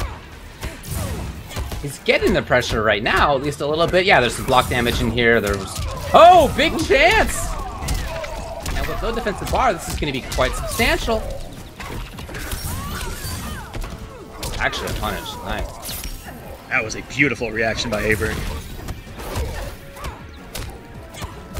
I don't think we've talked about it an awful lot. This character complements Averk's natural reactions to no end. A match made in great reactions. He's got great patience. He's got great offense when he needs it. But right now, it's Nubcakes who looked much better in those 2 rounds. What a response. My man ate a 1-1 on hit and still did 3-3. It took a round. Sometimes you gotta press buttons. At OMG_Nubcakes on Twitter, where you can find him. At A_Verk13 is where you can find his opponent.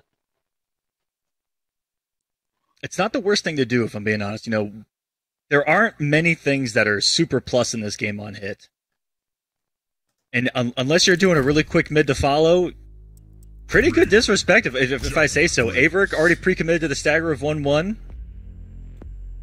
Good stuff there. Nubcake's now on the board. I think everyone here in the building knows that he knows that he wants to take this right now. No reset. It's 2 games straight. And with a read like he had right there, that could get him back into it.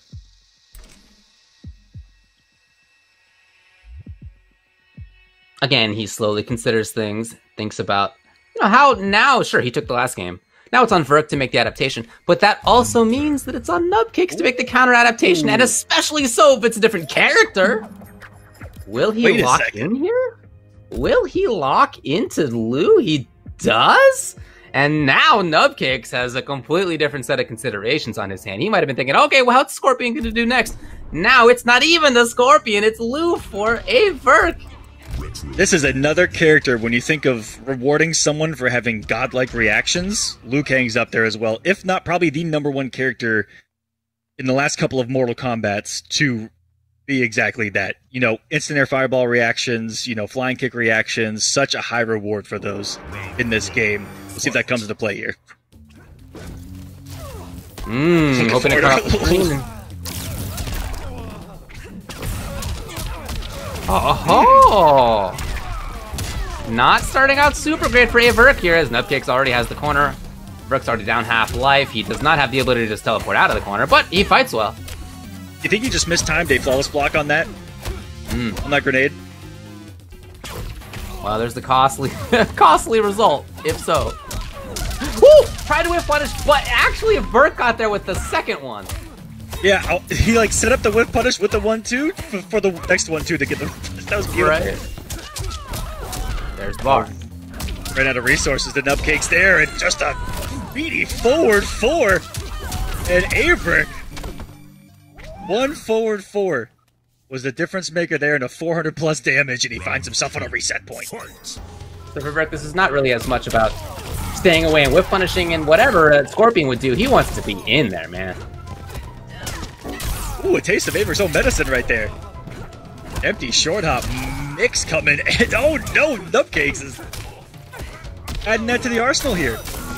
Working later in the set. Saw a lot out of him from earlier in this top 8, but yeah, in this set, he's bringing it in for the first time. Whip punish is there for Verk, who gets in immediately. He's got a couple bars. Yeah, they're both on there. Oh, what aggression. Out of the corner, the flying kick whiff into immediate pressure, and now it hasn't stopped, and Nubcakes had the right idea with the wake-up jump. Nothing to back it up, though. He's still going to get the round. He stays alive. Again, trying to avoid this reset. That's the pressure that's going to continue to build here. Final round. Just has to make the comeback happen.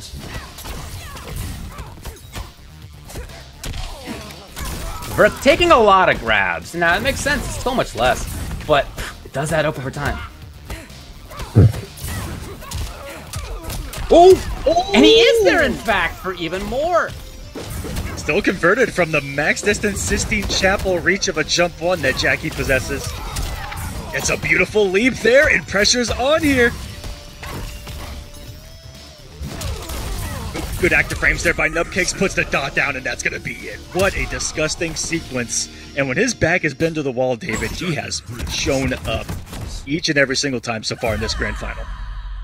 And remember, similar kind of situation back in Winners Finals. Plus was up 2-0 versus Nubcakes Jackie. Cabal, he was doing work. Nubcakes made the complete comeback.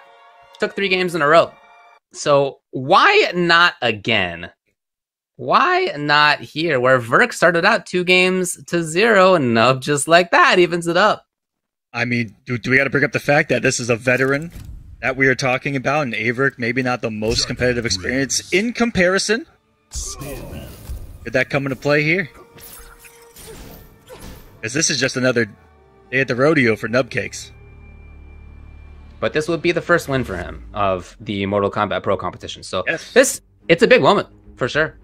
Oh, yeah, 100%. Yes, he probably is fine in points. He's probably fine in points. But, yeah, you can win a tournament, right? There's definitely a bigger feeling to that. And it would be a big, I think the first one here in Mortal Kombat 11 for him. And with 455, am I right on that? 479 players in week number 6. It was 483 in week 5. That's a lot of people to get through. Community. Yeah, for sure. Community shows up big for tournaments, I'll tell you that. Of course, it's not just here. PlayStation Open is something we've been talking about a lot. There's a lot of community events on the MK11 calendar. So, last game of at least this set. It could be the last game of the tournament. We'll see. It's up to Nubcakes. It's up to Averick.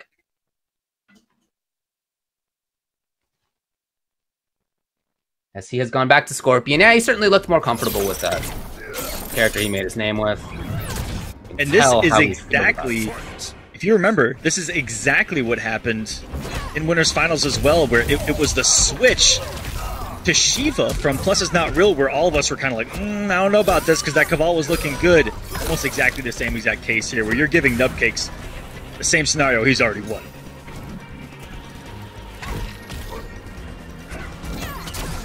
Tried to whip punishment back too. It's a good idea, but not quite there.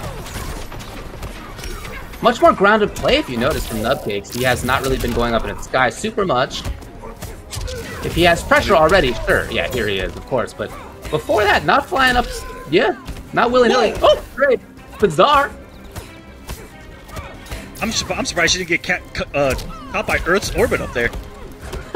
My goodness. Oh, and the staggers! Gonna net some huge damage here, and that might be death on a 950 character.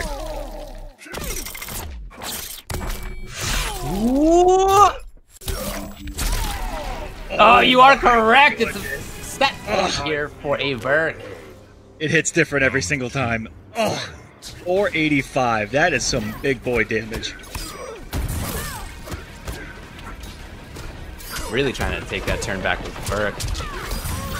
And there for sure, tiny micro duck. It didn't even matter. Nubcakes hadn't pressed the button, but Verk was there. There's those bars. Okay. Yeah, I mean, if you're Verk, that's okay, for sure. Slowly getting the one back. Nubcakes might have a beautiful swing by Aver. Could feel the hesitation in Nubcakes right there. The cash out means that we have a reset. And now we're going to a grand final set. The true finals. Where Nubcakes and Verk will play yet again. Now, as you were mentioning before, Nubcakes sent Verk to losers in the first place. Verk has now done the same. Verk has now sent Nubcakes also to losers. So it'll be now one more got set. Ourselves we need a to do. match, baby. And it's right as we see Nubcake starting to make those adjustments, right? So we could very well may find ourselves in another Game 5 situation. I wouldn't be surprised. These two players are gaming right now. I expect no change here post reset. No. Now, earlier tonight, as we were watching North America East, we saw a reset as well. We saw Tweedy reset against the Mighty Unjust. And actually, in more dominant fashion, it was a 3-0 on reset. Yeah. But then Mighty Unjust came back in the second set and took it. Might we see the same thing where the player who starts out in winners gets sent to losers, comes back anyway? That's, of course, what Nub wants. Verk's looking for the opposite. Toast Saga. and eggs Averk versus Irish coffee Nubcakes. Saga continues.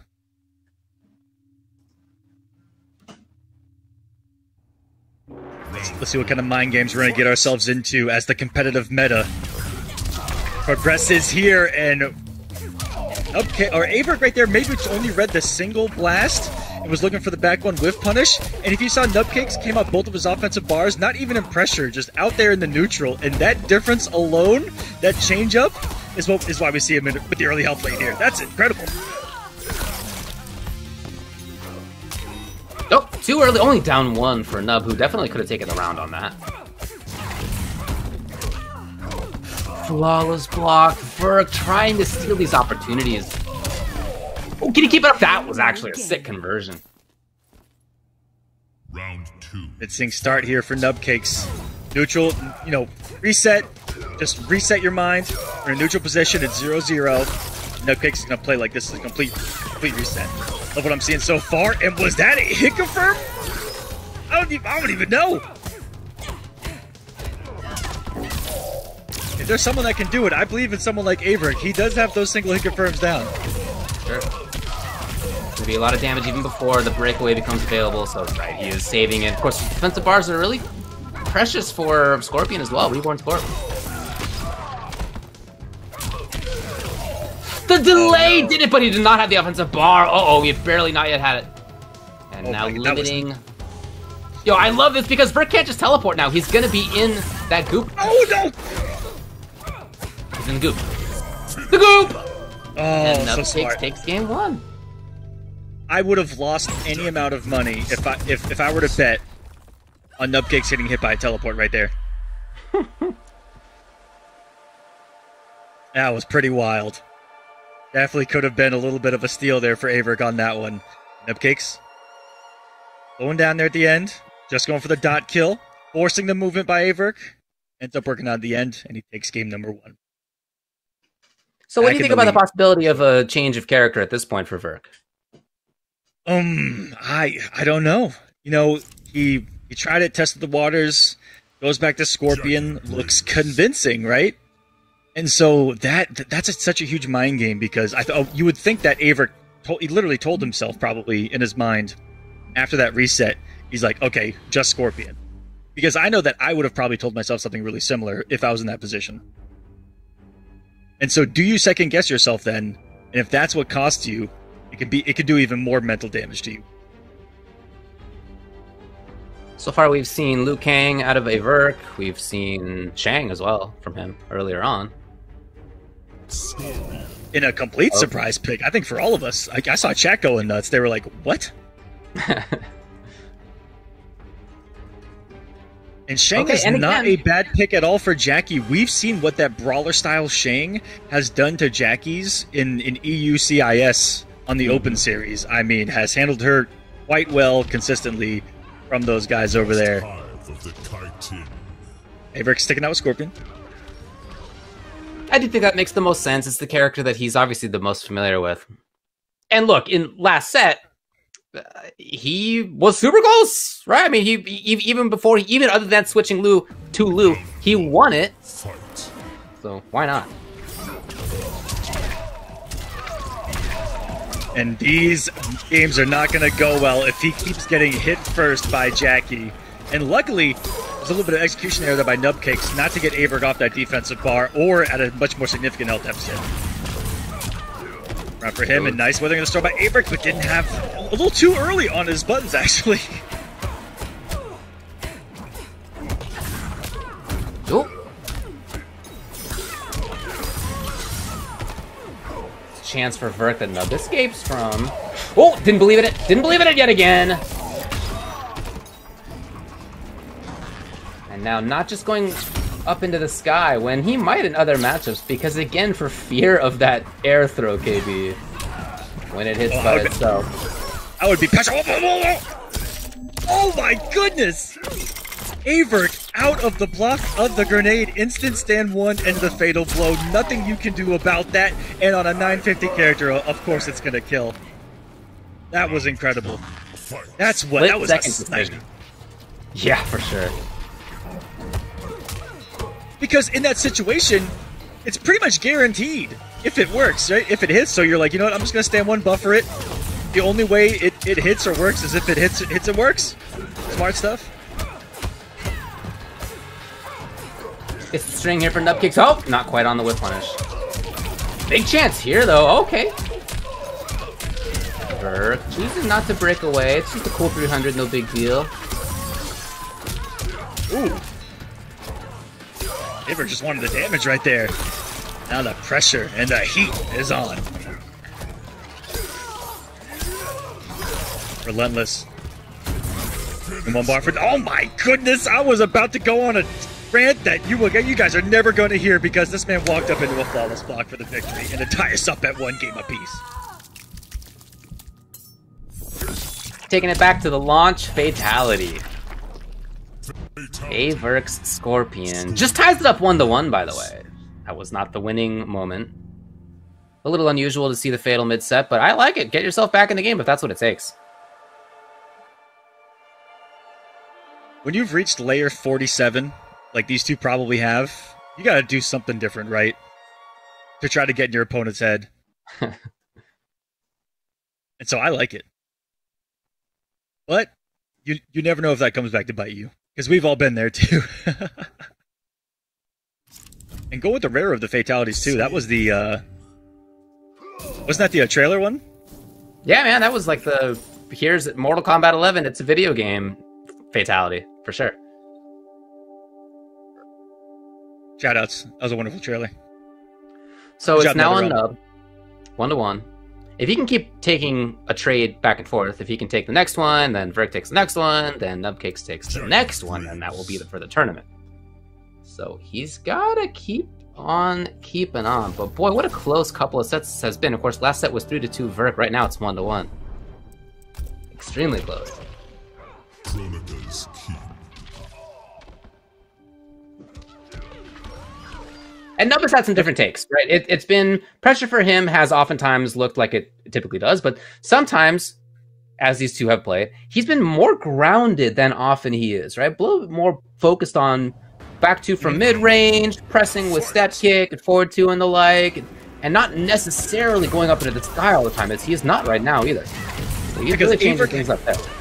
He's gotten a lot of damage off of Nubcakes being in the air, you know, off of making the reads on the leaps, making the right reads in the pressure, in the offensive meter. That's been a great mind game between these two the entire time. And now that he has no meter, yeah, Averick feeling free to press those buttons, even catch the anti-air there. And maybe Nubcakes needs to do something different, David, in maybe using less offensive bar early. That makes sense, but it's also, that's his style. It is his Jackie style to go for that. And sometimes it pays off big time, and sometimes it doesn't. And he's okay with the risk, as he took right there, big risk.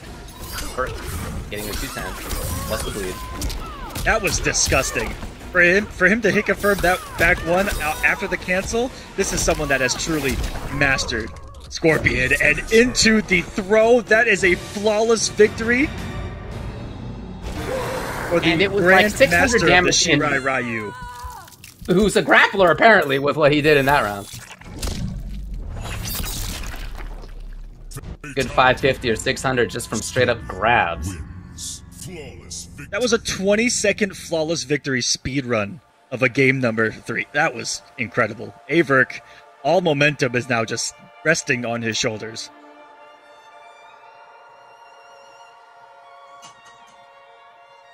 I looked away and he was dead. He exploded. It was definitely a fast one. There's no doubt about that. So each time Nubcakes has taken a little bit of a break before he gets back into it. You know, he's been thinking about it. He's been trying to figure out whether he needs to adapt, how to do so. If the opponent needs to adapt, how might the opponent do so? He's been thinking about this a lot. Now, after having seen that buzzsaw that he just got hit by, the question is, what do you do? Because, again, he has had these moments of, yeah, he's a little bit more grounded as he started out that one. That game was started out that way. And he's also had series where he tries to go up into the sky. Well, that's how the second round was. And he got air throw KB. So it's like he tried kind of the two styles that we've seen from him, and they both got shut down. Sometimes that's the way she goes, you know. Your opponent has the right read, has the right reaction. In that case, that air throw has been a difference maker, just to give him something to think about, where it forces him to go to that grounded game right. And now Nubcakes has to tell himself, does he stop leaping? Because Averick can make the counter mental move, right, and be like, okay, he's not going to leap as much, and he can go for a more offensive grounded game as well. As kind of a pre-adaptation. Nubcake said before this top 8 started, all I'm asking of myself is to have fun, play my best, and create sweat. Again, I really think he's done that, right? He's showing that for sure. Here he is in the second set of Grand Finals. Super great stuff from him. I'm going to call it like it is. He does that at the character select screen. So mission accomplished. Absolutely. And Verk said he feels good about his chances, and you can absolutely see that as well. So now the question is, what's the style choice for Nub? It did work, but he didn't believe in it. That may have been the first time that he didn't as well coming off the resources. And not a great start here. Showing Averick that you're a little bit shaky early on, and now he's got the health deficit to deal with. Woo! I feel like that fist went so far. But it's Verk's turn again. Beautiful flawless block. Had the right amount of resources for it. Ooh, wait a second. Not going to go in the fatal blow. Was looking for the reset. Thought that Averick was going to be pressing buttons, and the push back to the edge of planet Earth. Oh, can you believe the stand block that we just saw out of Verk? First of all, Nubcakes unfortunately not getting a couple of hit confirm opportunities. Then Verk with the defense of a god, and Verk just like that's at match point, tournament point. That was a ridiculous block. Oh my. And got the punish, so Abrok was ready to have that octa loaded. And look at this. Huge health lead already on match point. Abrok is trying to do this now. Uh-oh. Verk's gonna make him pay. Nub's in big trouble. No bar. Offense, defense, neither one. It's Verk's turn. Nubcakes has one more read to make right now. Oh, the throw gonna put him on life alert. Bars here for Averk. He can do a little bit of chip damage, keep it safe as well with the teleport cancel. Got a couple of them to play with. This is a hard to win scenario for Nubcakes. Only a true real master can make this comeback happen. And it's gonna start Here's with the beginning of it. Yeah, it's gonna be Half-Life just like this. But he is on the ropes for sure. Patience out of Verk. He knows all he needs is just another hit. Ooh! The duck. Of course it's going to come down to a micro duck from